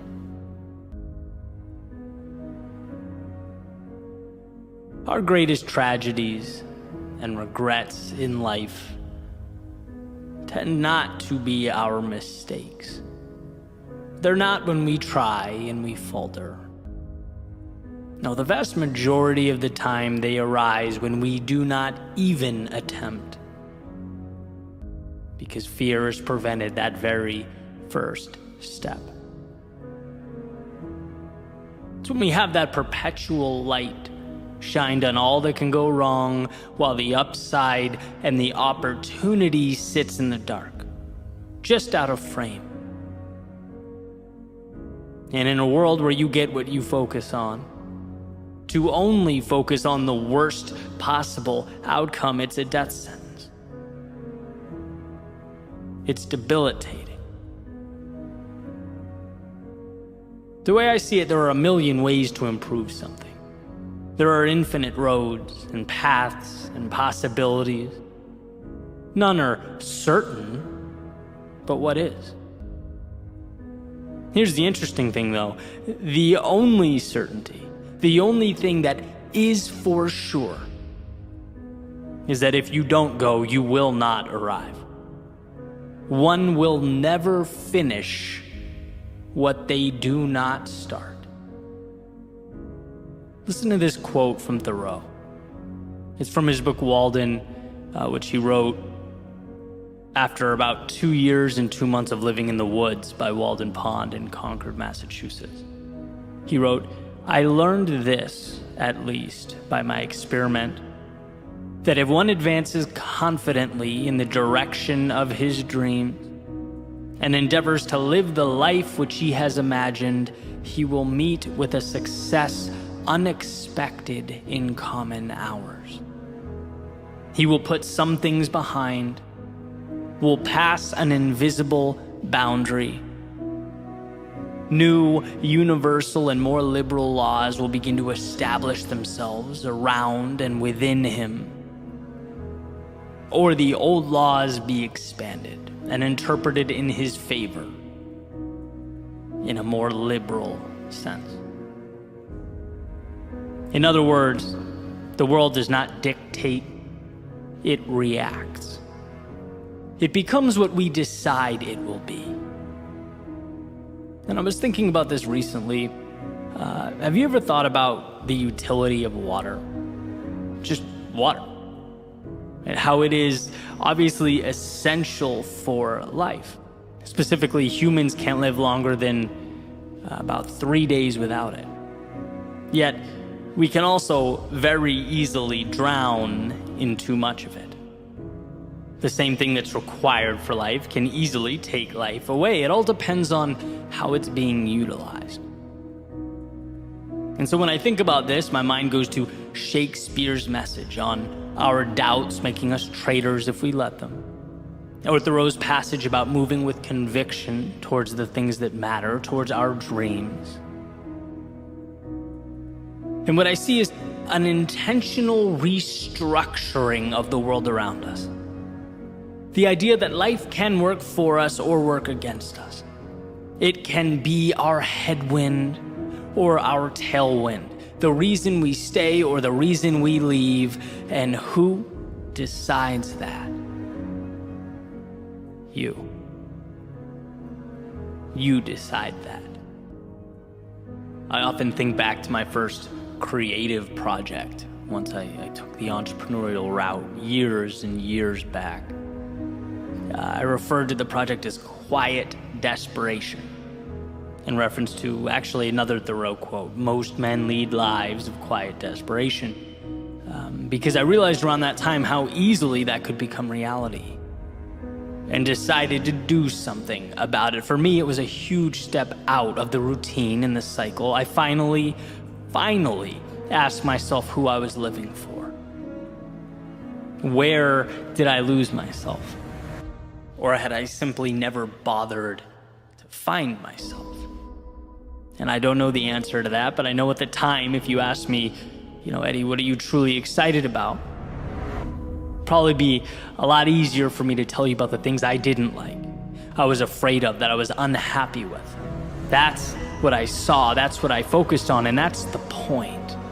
Until then, I was immersed in Thoreau's dreaded common hour thinking, and so used to it that I thought nothing of it. There was no next step or other side. And then I arrived at that moment I hope we all get to at some point. Realizing there's very little to lose and everything to gain. And it drives me crazy how hard we have to fight for this understanding. How much easier life would be if it was intuitive, but it's not. It's a journey, a muscle that must be built, and so we must build. We have to prove to ourselves that what's big and intimidating can be broken down. That what we visualize can materialize. That will always be true. But we need to make ourselves believe it. Identity is scripted, confidence is earned, not once, but every day. And we must understand the pain associated with staying far exceeds the pain associated with moving towards our dreams. The former is destructive and the latter is what we need. They are not the same. So being as we choose what we see, how about a commitment? Not a commitment to be perfect. Not a commitment to have all the answers or avoid mistakes. No, how about a commitment to allow ourselves the courage to be imperfect? A commitment to go when we don't have the answers. A commitment to see mistakes as a necessity instead of a catastrophe. In this world of subjectivity, make sure that movie playing in your head illuminates the opportunity, not the loss. So that when you fall, the inclination isn't to run from the bad, but to look for the good. Because I promise you, you will get what you look for. That perspective will alter your actions, which will alter how you see yourself, which will alter the trajectory of your life. Let's leave that mediocrity, that common hour thinking behind as we head for higher ground. Commonality, being average, it's a wolf in sheep's clothing. It seems simpler. Sure, it seems easier. But the ones immersed in that world, they're depriving themselves of the answers they desperately need. They're refusing the hand that is perpetually reaching out. When we turn our backs on the extraordinary, it is because fear has gripped the wheel and we are now passengers along for the ride. But you have the ability to be more. You have the ability to move towards what matters to you. To take the steps one at a time, bear the discomfort 1 second at a time, acclimate 1 day at a time. This is a journey dependent entirely on you and your willingness to step out the front door. To finally see the things you previously disregarded. And when your eyes open, you'll see that you can be your ally or your enemy. This can be the beginning of a new chapter or the continuation of a current one. This is your story. And by the way, that doesn't mean others wouldn't love to make it theirs. Wouldn't love to tell you that life is beyond your control. Wouldn't love for you to think that you are dependent on the outside world, that you need them and what they are willing to provide for you. But no, this is about you. Understanding that the first step starts with you, your decision, that your autonomy is a strength and a chance to begin again.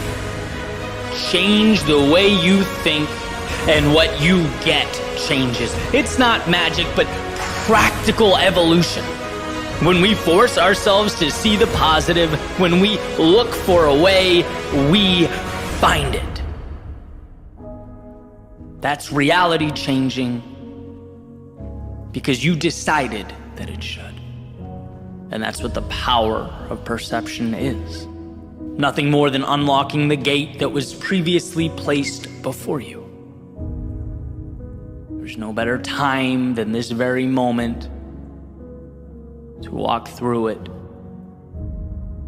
and rewrite your story as it should be written.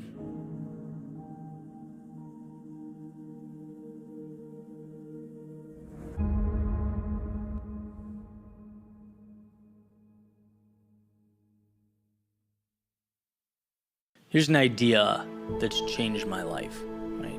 As has been attributed to Nelson Mandela, the saying goes, everything is impossible until it's done, right? We view impossibility as this abstract, scary concept implying that something cannot happen, that it's not reality, it's outside the scope of what we are capable of doing or creating.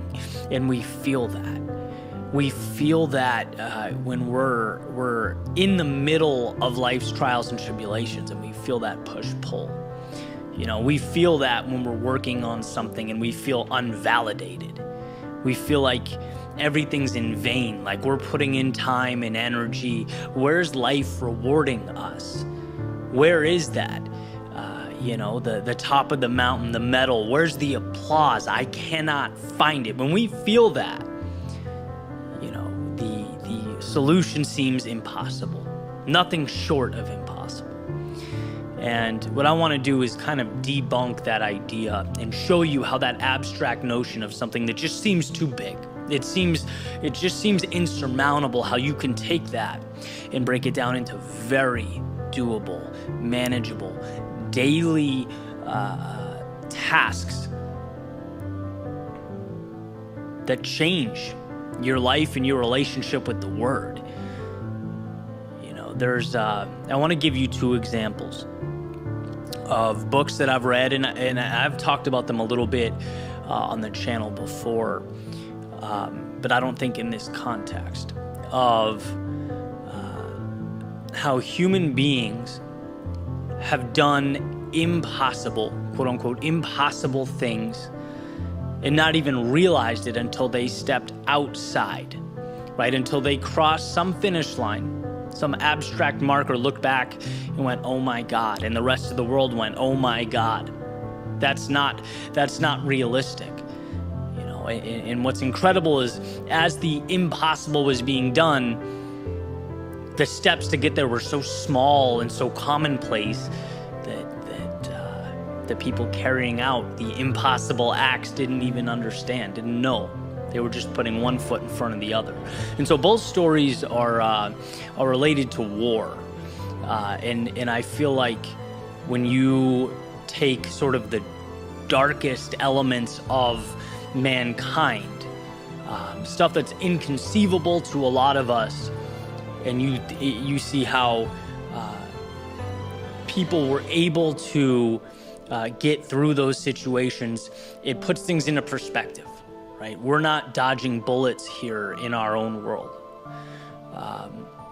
And that idea, it helps ground us, right? So the first is Laura Hillenbrand's book, Unbroken. And Louis Zamperini is the main character in that book. It's one of my favorite books. And he's a track star that ultimately goes to fight in the war, and his plane is shot down. He goes to a Japanese internment camp and just endures hell, mental and physical torture. He's beaten, he's starved, he's isolated, just goes through a mental hell from camp to camp to camp, day by day. Sometimes thinking he would die, really not knowing, malnourished, watching people around him die, get beaten. Like it's an environment that it would be hard for us to comprehend. And one part really struck me in this story. It's when at the end of the war, the prisoners are set free, and he's talking to someone about the trip, and looks back and says, "I'd rather die than do that again. Like, I couldn't do that again. It's quote unquote impossible." And I don't think he used that word, but that's the implication, right? There's just no way. And it's like, as even as the reader, as you look back, you're like, that is not something a human being can endure. It just seems like too much when you look at holistically. But what the prisoners did was take it one day at a time, one awful, horrific, grueling, unfathomable day at a time, for years.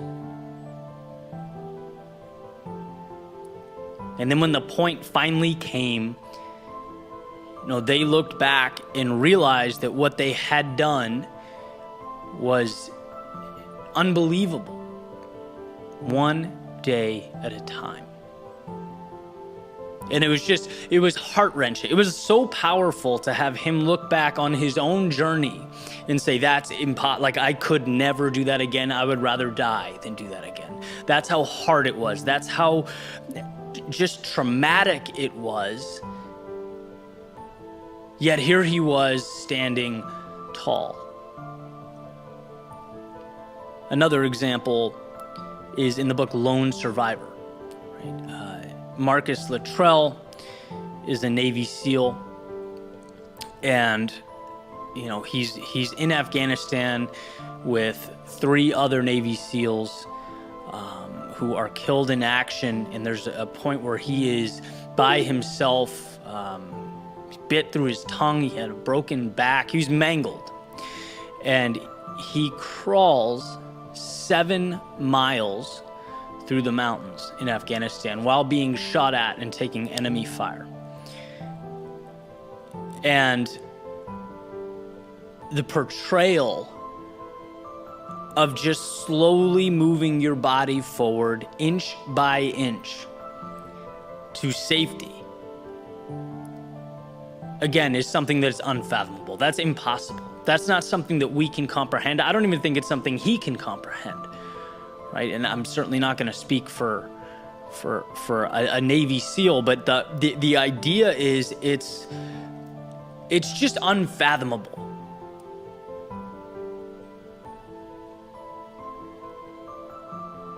But one step at a time, one movement at a time, you can create a different reality.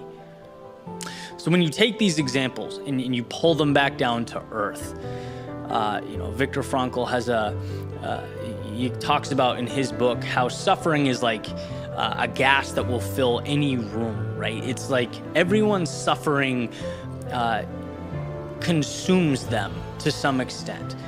Right? And so you may not be at war, but we are all fighting our own battles. And when we are in the midst of the difficult times, it's easy to not think about getting to tomorrow, but think about surviving the whole war, metaphorical war, right? Not just crawling 1 foot, but looking at the 7-mile marker and thinking it's outrageous. So much of life is convincing yourself to move forward 1 step.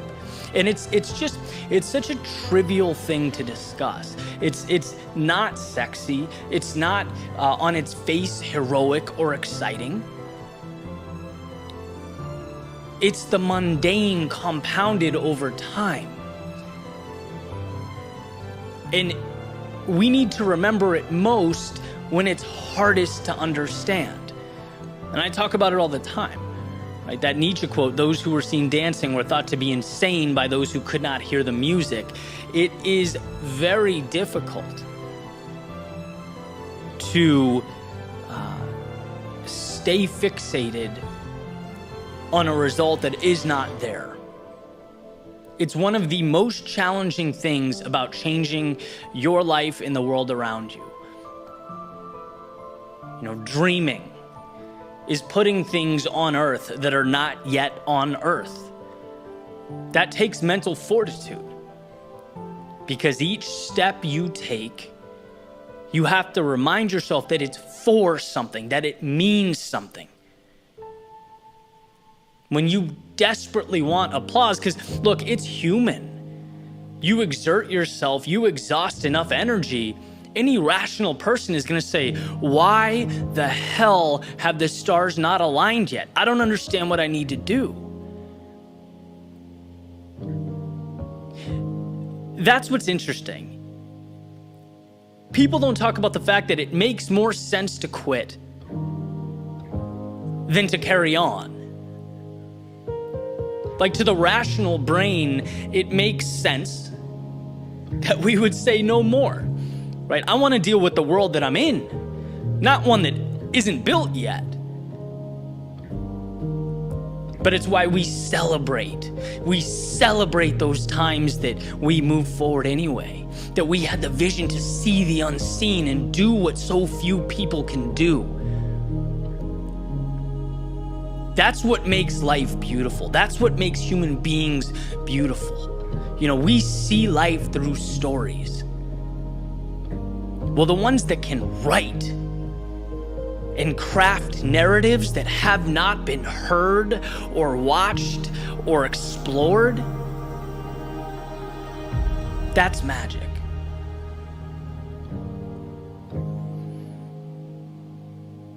You know, I talk about the evolution of insanity. I wrote about this years ago, and it continues to be one of the most important things, I think, that I've written. You know, this idea, if you take a woman who leaves her everyday life, right, for example, and she has this passion, this sense of purpose, and she wants to breathe life into it. So she leaves her ordinary world and she starts building, and she becomes obsessed with this idea. And people around her, by the way, who know her as what she was and what she did, right? They know her based on what they saw yesterday. They say, this is weird.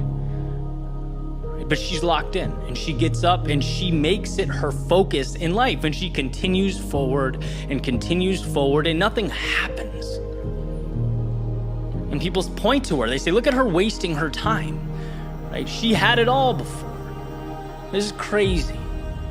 And she continues and builds and adjusts and throws her understandings and her knowledge and her experiences against the wall. And when they shatter, she picks them up and builds again and again and again. And people say she's delusional, she's insane, she has lost her mind. But she hangs in.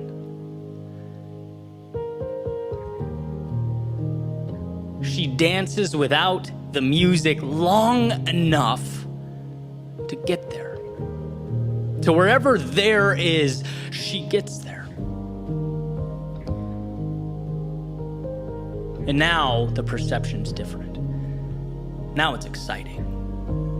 Now she's not insane to the world around her. Now she's propped up on a pedestal. Now people want what she has. They want to understand how to build what she built. How can we make what she made? How can we do what she did? Right? They call her lucky. And she says, no, for you to call me lucky is insane. Right? What she did was build the impossible with very ordinary, very mundane steps, never losing faith and remembering, and this is the key concept, remembering that all those little trivial steps mean something. And when she steps outside, because we all get there, we will step outside and look back and reflect. We'll look back on the impossible that we built, on the magic we created. The thing we need to remember that magic is manufactured with very real, practical components of life, simple decisions.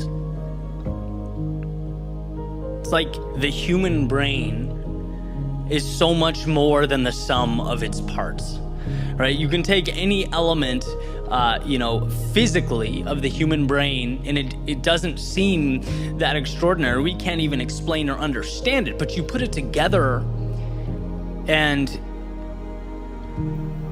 we have something that transcends the biology and the physicality that we look at under a microscope. It doesn't make sense. We haven't quite figured it out, right? All those little pieces become something meaningful. And my point is, we all have our own journey. We're all fighting our own battles. We all are going to get to a point, because it's human and in a way it's required, where we look around and we question ourselves and we question the process and we don't know if it's worth it. We forget why we started. We can't see the finish line because it's not there yet, and we'll only see it if we continue to uphold that vision in our heads. That's when it's important to remember what impossible is and how it's made. And every simple decision to step forward is crafting the impossible. I had a call with someone today, very successful individual, right?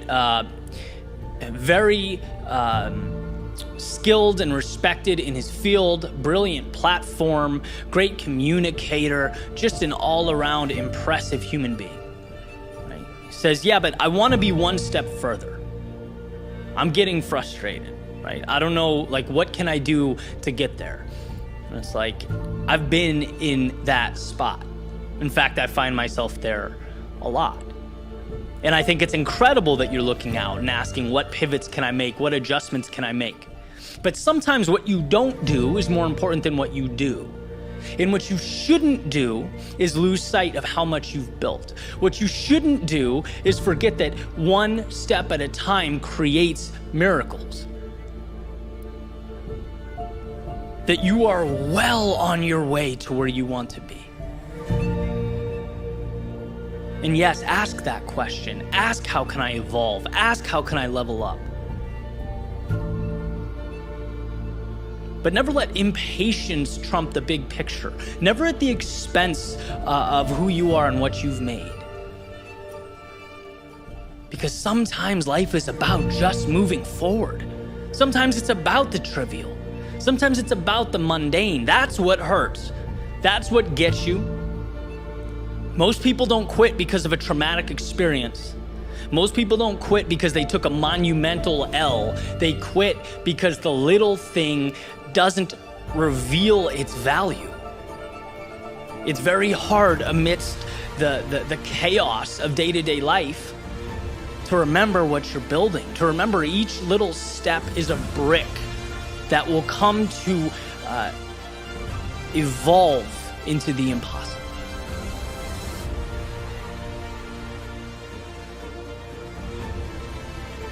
Dance before the music plays.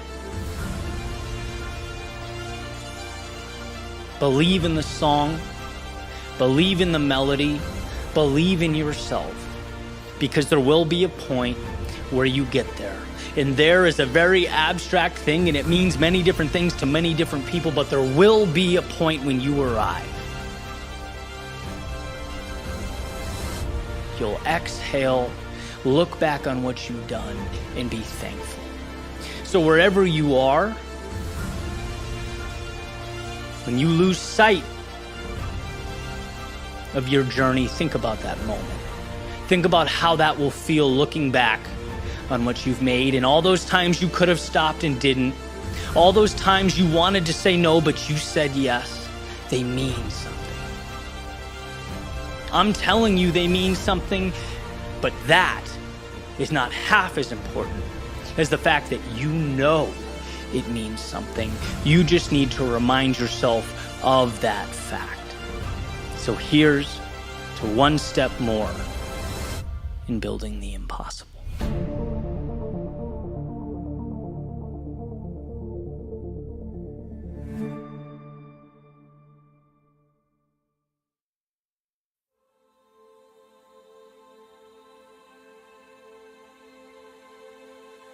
What if I told you that you already know what must be done?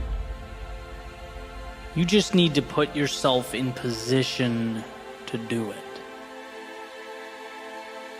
You need to unlearn the rules that crippled you, the ideas that confined you. We are in constant pursuit of the thing that will magically right all our wrongs, the answer that will give us something we've never had. No, everything you need, you have now. You just need to allow it to flourish. Declutter. Simplify. Remove all that unnecessary stuff and walk your path. Einstein once said, everyone is a genius. But if you judge a fish by its ability to climb a tree, it will live its whole life believing that it is stupid. And what's great about this is the idea that who we are is not found. It's acknowledged. It's accepted. And I think in our world, there are so many fish, as Einstein says, trying to climb trees that it creates a sense of learned helplessness. We are judging ourselves using the wrong metrics. Equipped with the skills, the characteristics, and the abilities to win in our own arenas, but playing in someone else's. How loyal are you to your own instincts? Do you do what you know is right? Or what you feel obligated to pursue? When was the last time you listened to you? In Tim Grover's Relentless, he introduces a brilliant metaphor. He says, a lion doesn't have to be taught to be a lion. It just is. It hunts, runs, roams, explores, lives life the only way it knows how. Now, if you capture a lion, bring it to the zoo, or put it in a cage, it will carry itself differently. It will lie down, move around lazily, sluggishly navigate its little space. To passersby, they'd never know what that lion really is. They'd never know what it looks like in its element. But despite all this, it is still, in fact, a lion. It maintains that killer instinct. His characteristics haven't disappeared. And if it were released from the cage it would go right back to doing what lions do, being what lions are meant to be. It just has to ditch the cage. And the point is, perhaps so do you. There's a little light in your soul that waits day and night to explode into something meaningful, where your nature meets your environment, where the "I shouldn't do this," the "odds are impossible," the "I'm not good enough," "I can't lose what I have now," where all that fades away, where it's left behind you. And you're finally free to reign over your own territory, your own life, your own empire. See, we constantly feel like our glasses are empty, like we're missing pieces, in need of something, just one more thing. That will be our answer. That's all we need. And I can say with confidence, it's not about what you need. It's about what you no longer need. It's about mitigating the noise so what matters can shine through. Removing those people in your life that drag you down or add no value. It's about getting rid of the things that make your world unnecessarily complex. Removing the need for immediate validation, success, and accolades. And instead embracing the little hinges in your life that, as W. Clement Stone said, will ultimately swing the biggest doors. We all have the lock, the key, and the map right there, amidst the trivialities of our day-to-day. And we walk right by them, look right at them, we pick them up and put them down. But have we learned to truly see them?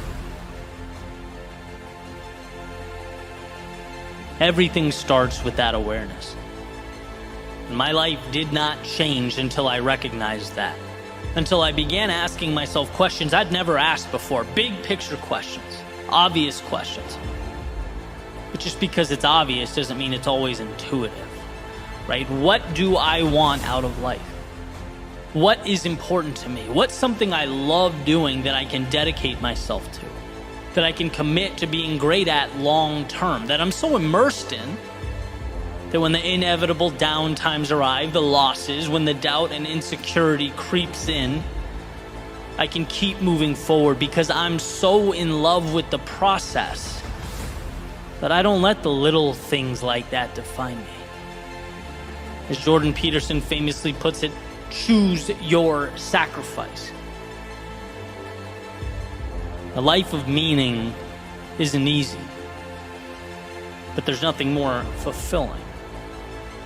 Because when you embark upon that journey, it allows for the evolution of the self.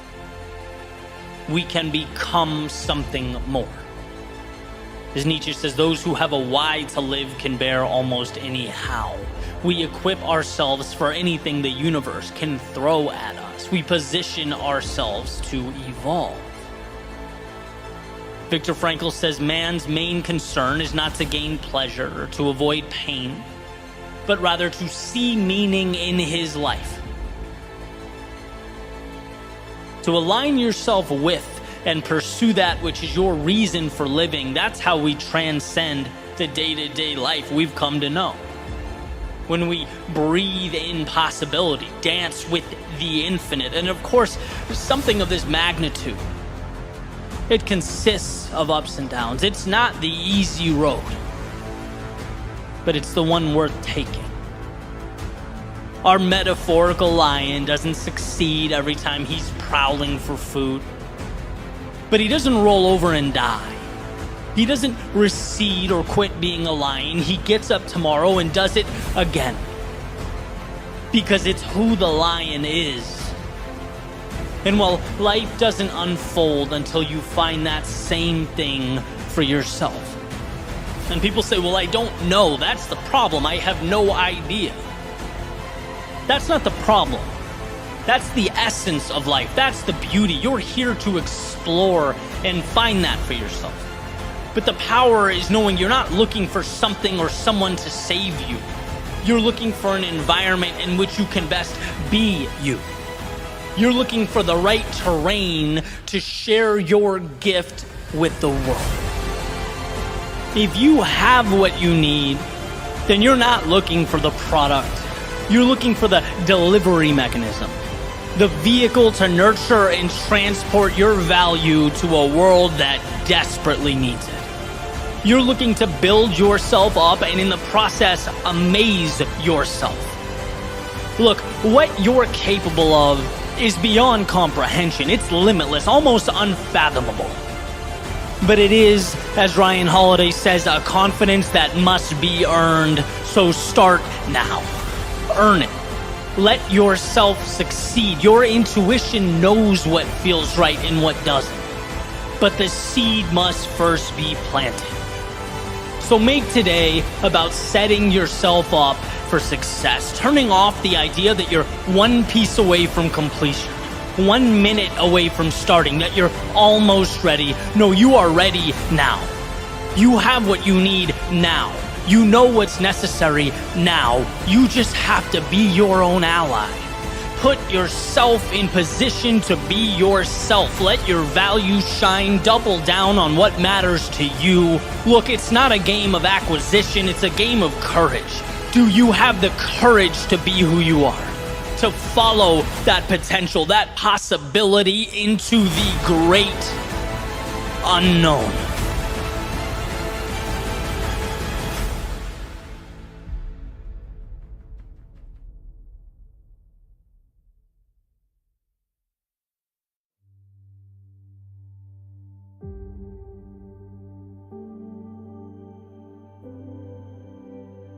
Sometimes what we need most is not what we think we need most. It's not that break we've been waiting for the universe to provide, or the answer we've been desperately seeking. No, sometimes we need only 3 words. Don't give up. Don't turn back now. And see, I know you want to. And that the meaningful thing, the right thing, requires we give all of ourselves. It, metaphorically speaking, is the most expensive, exhausting, sometimes disheartening. But this is your reminder that there will come a point when you look back on this moment and the best thing you'll have ever done will have been continuing to put one foot in front of the other, continuing forward despite the circumstances, towards that which means something to you. I remember in South Florida, a handful of years ago, I just moved down here and was exploring the area a little bit, looking for a place to live, and I found this kind of odd little park in between a parking lot and the beach. And I pulled over, just started walking around, and ended up sitting down on this bench that faced the ocean, and just looked out for a while. I remember looking at the people who all seemed so happy. They all seemed fulfilled, looked like they had it all together. I looked at the ocean that was so much bigger than me, so vast, so powerful. At the non-stop stream of planes flying overhead that all seemed to have a direction, a purpose. They had their courses mapped. And I think I remember it so vividly because I'd never felt more alone than at that moment. Like deeply, painfully alone. And it's not that I enjoy bringing up these types of experiences. I bring them up because time has revealed repeatedly that from these moments of doubt and sometimes even despair come what we need most. So long as we don't run from what the world is trying to provide us. It's as though we must experience emptiness before we can become fulfilled.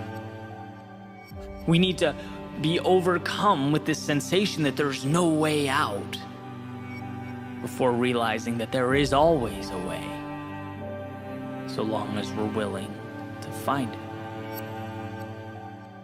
And the pain associated with that willingness, well, it far outweighs the alternative. I often break things down into this dichotomy of the easy, meaningless way versus the hard, meaningful way. But that may be oversimplified, right? Easy compared to what? Hard compared to what? It's easy to shut down when we're at our lowest.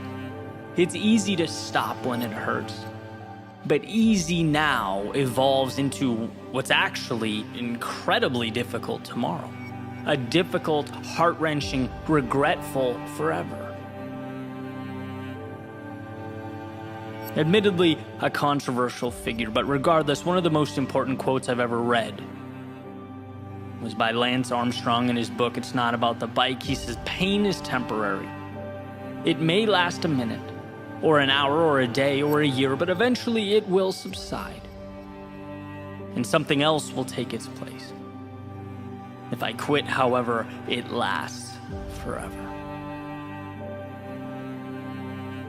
See, the easy thing versus the hard thing is too simplified, void of imperative context. The question is, in our darkest moments, will we stand up when it hurts so that we can walk, run, and ultimately sprint towards what matters? There's a realization that helped me, because when we're in these situations, the thought goes like this: things are wrong, things are broken, my life isn't what it should be. I need to fix this and make it whole, make it right, so I can live a good life like everyone else. Like, there's a deep loneliness associated with that misconception, as though the world is put together, but I am not. Well, let me dispel that notion and end that narrative. The world is a series of objects that mean nothing other than the value we place upon them. 7 billion people, all fighting their own battles, all trying to make sense of things, all pretending like the little fairy tale they've manufactured in their heads is the real thing or the right thing, when in actuality we are all just passengers along on a ride we do not understand, fighting battles that we don't often comprehend and cannot grasp. But you are not broken. You are human, perfectly imperfect, equipped with the tools to take another step forward despite the chaos and the uncertainty. Steps that become, in the end, everything.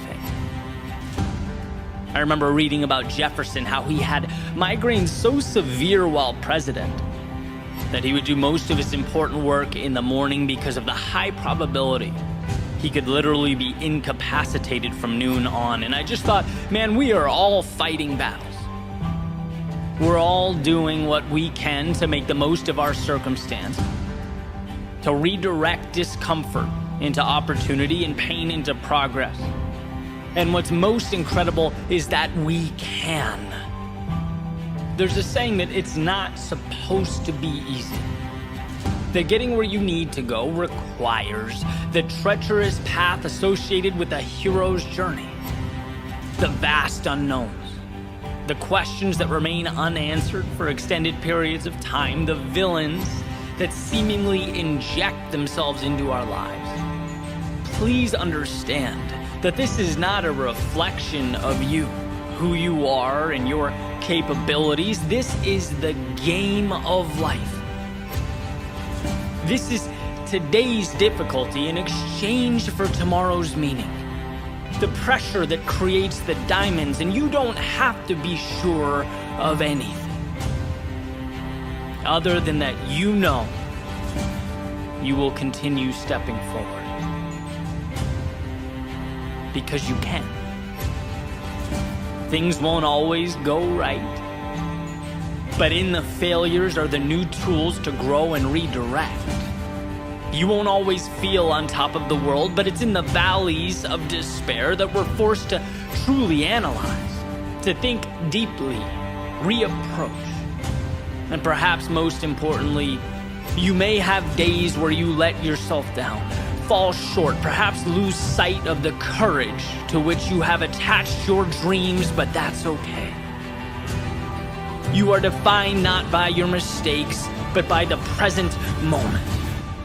Not some impossible expectation of perfection, but by your ability to rise and rise again. When it requires all of you to lift your head up and carry on. So go into that unknown, where fear is transformed into courage and doubt to strength. Go. Because if not here, where? And if not now, when? Go. All you need, you have.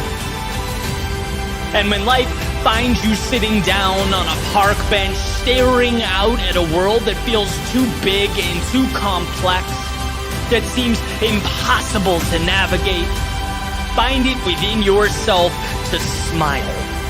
Smile because of what you've already overcome, what you've been through, who you are. Remember that you are exactly where you need to be, staring up at the meaning in life as opposed to down at your feet. Now go. No miracles here, no mountains need be jumped or oceans crossed. But if you, one, step forward, and two, believe in yourself to put the pieces together as they arrive, there is nothing you can't do or be. There is no obstacle before you that is insurmountable. Just keep going. And sure, sometimes that's all we can do. But it also happens to be true that it is your greatest superpower to simply find a way to run if you can, crawl if you must, but find a way. Because deep down in your soul, the pieces are there.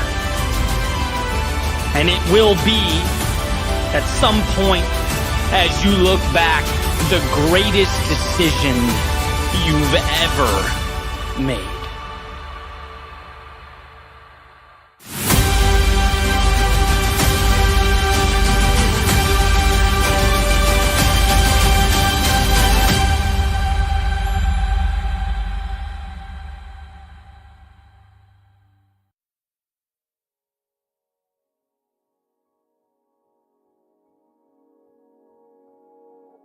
Hold the vision, but trust the process. An idea that should act as our North Star, right? As we make our way through life, it proposes believing in a goal, but at the same time understanding that its manifestation will be unpredictable, challenging. It may not unfold the way we thought it would. To me, though, the most challenging aspect of personal growth, of building the things that matter, creating realities we dream of, it's the mandatory dance we must do with time. The patience that's woven into the equation, it's the empty spaces that we tend to use for manufacturing doubt and disbelief when life has given us nothing to react to. It's like we create monsters in our heads. And it's really an incredible thing when you think about it, right? I look back on the past decade of my life, and the hardest parts, and some were excruciating, they were pain derived from what I knew I hadn't yet accomplished. It was a feeling like I wasn't moving fast enough. Like the winners in life had that over there, and all I had was this over here. Completely nonsensical narrative, but one that certainly felt real. Discomfort from the delta or the gap between what I wanted and what I had. A feeling that would randomly dip in and out of my conscious mind as I sort of chipped away at my goals day in and day out. And I started to wonder, how can I better position myself to grow, to maintain that ambition, but also to do it with less anxiety, right? As I stated a few seconds ago, hold that vision, but perhaps improve my trust and relationship with the process. My ability to immerse myself in various pursuits without dwelling on the fact that I hadn't yet arrived. Because look, I know this game. We all know this game. There's always going to be another finish line to cross. That's a great thing, but can also, when we're not looking at it correctly, be to our detriment. There are always higher numbers to achieve. Again, incredible opportunity, but with the wrong perspective, dangerous. If you can't find a way to appreciate the now while you climb, you will be forever lost. There will always be a hole that's never filled. I think we need to be better about supporting ourselves along this journey. No one can be there for me like I can, and I think that's true for everyone. We need to be our greatest allies. So I brought this question up, as I tend to do with a few of my friends, right, with different perspectives. They look at the world a little differently. And basically asked, how can we get out of our own way? Is there a lane to both be tenacious in our pursuit of evolution, to continue doing the things that excite and challenge us, while also being a little easier on ourselves, trusting that dance we do with time as the process unfolds? And so I present this question to one of my friends sitting across from me at the table, and he thinks about it. He says, Eddie, well, that's what's gotten you where you are. That feeling like there's always more. It's the reason for the success you've had and the success you'll have in the future. It's what will push you. It's why you will succeed. People that accomplish things are never satisfied. Jordan was never satisfied. He was never happy. And in that context, greatness and happiness are not compatible. And I took it in. I certainly appreciated the perspective, right? In many ways, I think he's right. Sort of reminded me of the idea behind Tim Grover's book, Relentless, that it's an obsession that must take place. It doesn't leave room for much else, right? Incredibly valuable to understand, if anything, just to see, just to grasp what it means to achieve in a world of obstacles. But truthfully, I wasn't entirely satisfied, right? How can we better visualize the process so that we're more powerful allies to ourselves? That's what I wanted to understand. And a short time later, I'm at the kitchen table, kind of going over some analytics for social media, like YouTube channel, podcasts, stuff like that. And my father, who happened to fly in from Boston, he's at the kitchen table with me. We're having some coffee, and I made a comment about the trajectory of the numbers. I forget that particular week. Maybe it was higher or lower than expected. I don't really remember. But he made this comment about the patience that I've had with the channel over the years. Just an offhand remark. He said, the numbers are like the S&P 500, right? The stock market. There are days when it drops, there are days when it rises, but over the long haul, it's steadily pointed up, and it continues to point up. And I found that so interesting.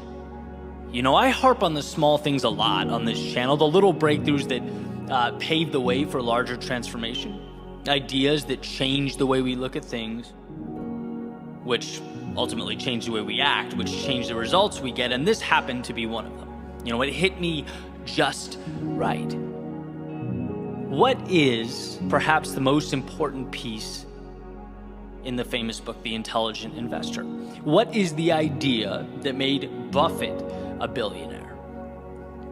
It's that you invest in things you believe in and you remove the emotion. You hold the dips, right? When the stock market takes a hit and everyone's panicking and acting emotionally and selling, you don't sell.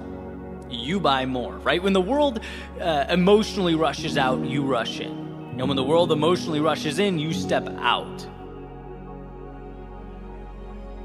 Well, in life, there will be days when your metaphorical stock drops. At least you feel like it does, right? Those YouTube numbers, perhaps numbers in the old bank account, maybe fitness goals fall flat. Maybe you're just not seeing a return on investment.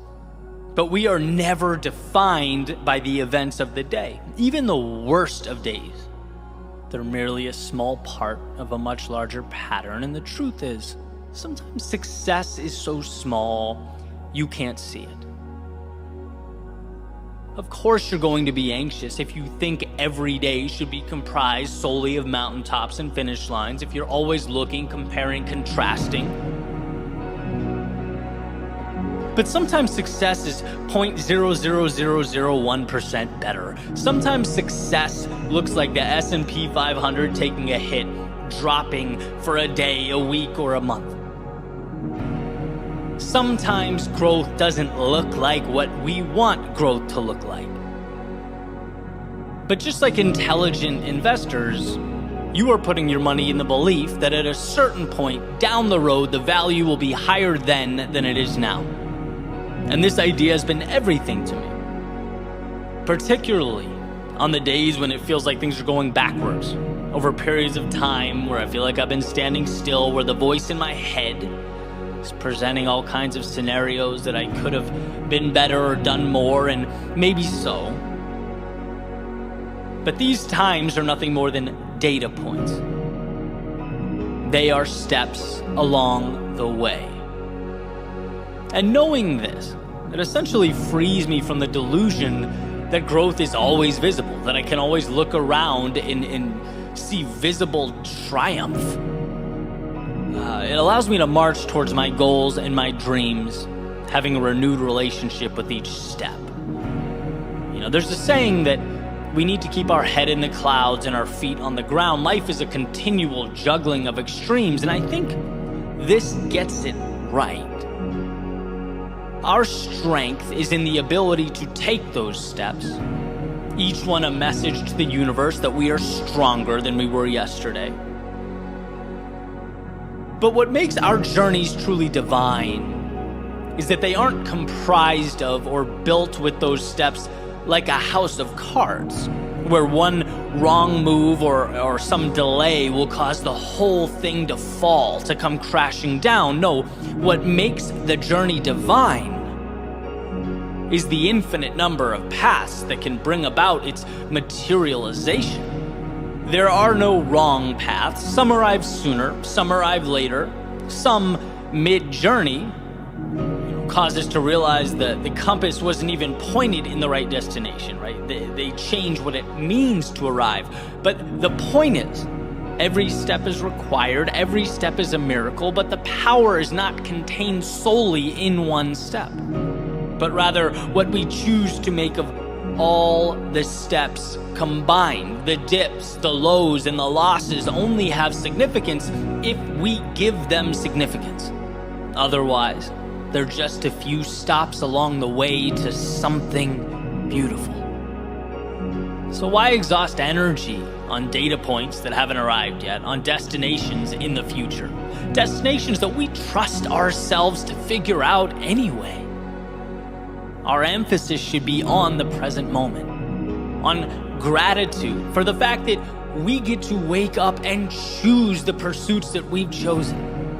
And some days, those pursuits will feel like the miracles that they are. We'll see the finish lines, the mountaintops. We'll feel triumphant, and some days, those victories will be hidden in plain view, but they are there nonetheless. As we make our way into the great unknown that is life, piecing each second, each minute, each hour together to become the path leading us where we need to be most.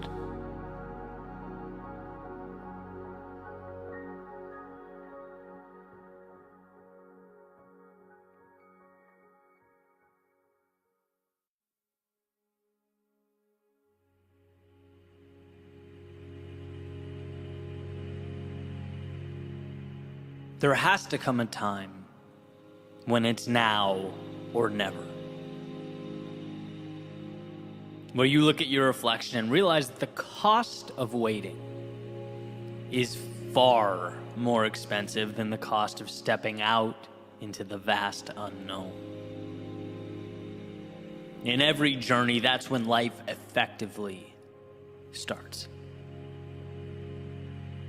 But here's why this is so tricky. What's caught me off guard so many times in my life, it's the many shapes that waiting takes. See, waiting is not always sitting there and doing nothing, not at all. Sometimes waiting is just the bare minimum. It's moving forward so slightly and so slowly that you can essentially trick yourself into thinking that you're progressing, into thinking you're making it happen. When if you really stopped and looked, if you were honest with yourself, if you really took a second to review, to analyze, you'd see that you're leaving almost everything on the table. You're not creating progress, you're dancing with the idea of progress. Sometimes waiting can mean just going fast enough to not have to look at the fear you're hiding behind. That's reality, right? I think it's a very normal thing, but I also think life is too short for normalcy. I think we can do better than normal. And I believe with all my heart and soul that the world has for us the spectacular. Sitting there on the top shelf,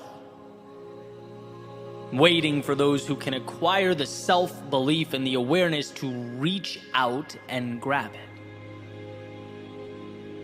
And how crazy a thought to realize that we could have been sitting next to the very thing we've needed for days, months, years, but never taught ourselves to extend our hands and reach. When I look back, the most important moments in my life were not tangible acquisition. And see the flashy things that try and capture our attention, right? The money, the condos, even social media growth, business growth, whatever it is you're working towards. Right? Those things are wonderful. They are benchmarks that hopefully align with your North Star, but they are not the difference makers. Not at all, right? They were the byproduct of what really mattered. They weren't the moments that moved the needle. My greatest moments were mental shifts, cognitive transformations. That's why I do this for a living. I see how much can change when we step back and look at life just a little differently.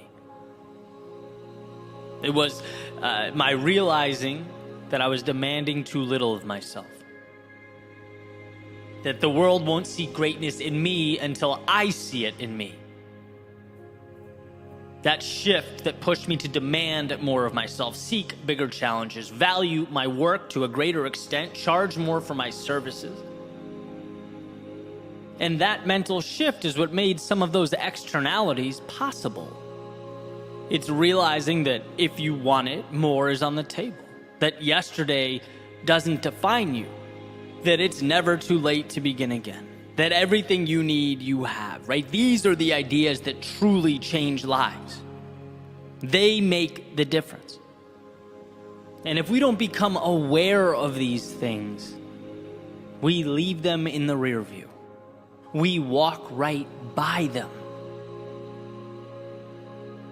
In other words, the most important moments of my life were when someone or something shook me and effectively said, hey, look around you. If this is what you want, fine, enjoy, right? But for your information, there is more out there. And if you step up just a little, if you do just a little more, if you pivot and come at this thing a little bit differently, you will further that reach. You'll create another ripple effect that will transform your life. But we must stop and look around. A good friend of mine, and this is just the other day, right? We're having lunch, we're talking about marketing, and we always joke that marketing is just a part of the business that I don't particularly enjoy, right? Necessary, but not my favorite. And we're going through kind of different strategies, ideas, and he presents one, and I say something like, I don't need to do that. It seems a little over the top. And unfiltered, he goes, man, you're hurting your reach. Like, what good is that metaphorical restaurant that's not on anyone's radar?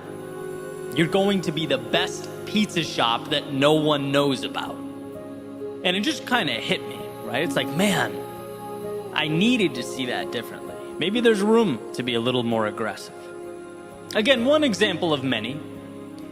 And not every time is the idea or opportunity the right one or necessary one, right? But at least you stopped. At least you thought about it. At least you contrasted where you are with the potential upside of doing something differently.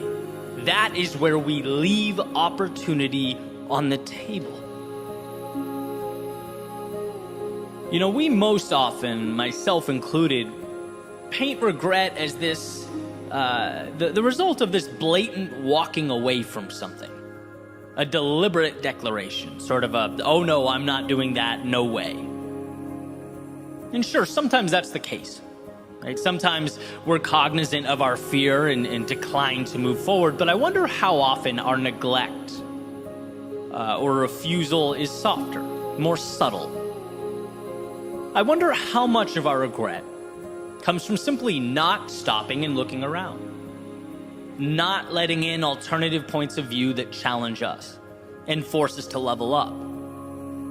How much of our regret comes from simply not understanding how short life is and how quickly time passes us by? And if we don't create some abrupt change in our day-to-day, if we don't manufacture some momentum in our lives, even when it feels least ideal to do so, the ship we needed to be on will sail away without us. So think back to your hardest days. Even the ones that took you out, that brought you to your knees, and realize that you survived every single one of them. You have, for years, been acquiring the armor, piece by piece, to move into something bigger. You've been learning, you've been evolving. But today, what about sitting down with yourself and having the discussion you don't want to have, but need to have? What about asking if it's time to leap where you once stepped, to run where you once walked? What about taking a good look around and asking why you're living in ways that don't serve you? Why you're conceding so much of what matters? Again, the evolution you want and need is there. It's always there, and that's the key takeaway here. It will always exist. But the question is, will your commitment to stop, to think, and to reach for it be there? Years from now, looking back, I think we'll find that our willingness to ask those questions mattered more than we could have ever imagined. That silence often implies the lack of adversity needed to evolve. Because the reality you want, it doesn't come to you, you must go to it. And that means reapproaching today's normalcy and comfort seeing those things for what they are, a continuation of the status quo. Nothing changes until you change. So take a look around, examine those pillars holding up your worldview. Not once, but over and over again, and if one, many, or all of them must be knocked down, then so be it. The point here is that you can build. The point here is that life happens on your terms, whether you realize it or not. That doing nothing is accepting what things are. It's a head nod and a thumbs up to reality as is. So again, ask yourself what you want out of life. And if you are missing that mark, tear down what must be torn down. It might be hard now. It might hurt now. It might be uncomfortable now, but when you're eventually standing upon an existence that aligns with who you are and what you want, you'll see how necessary it all was. How it was there the whole time. And thank God you found it within yourself to reach out and take it.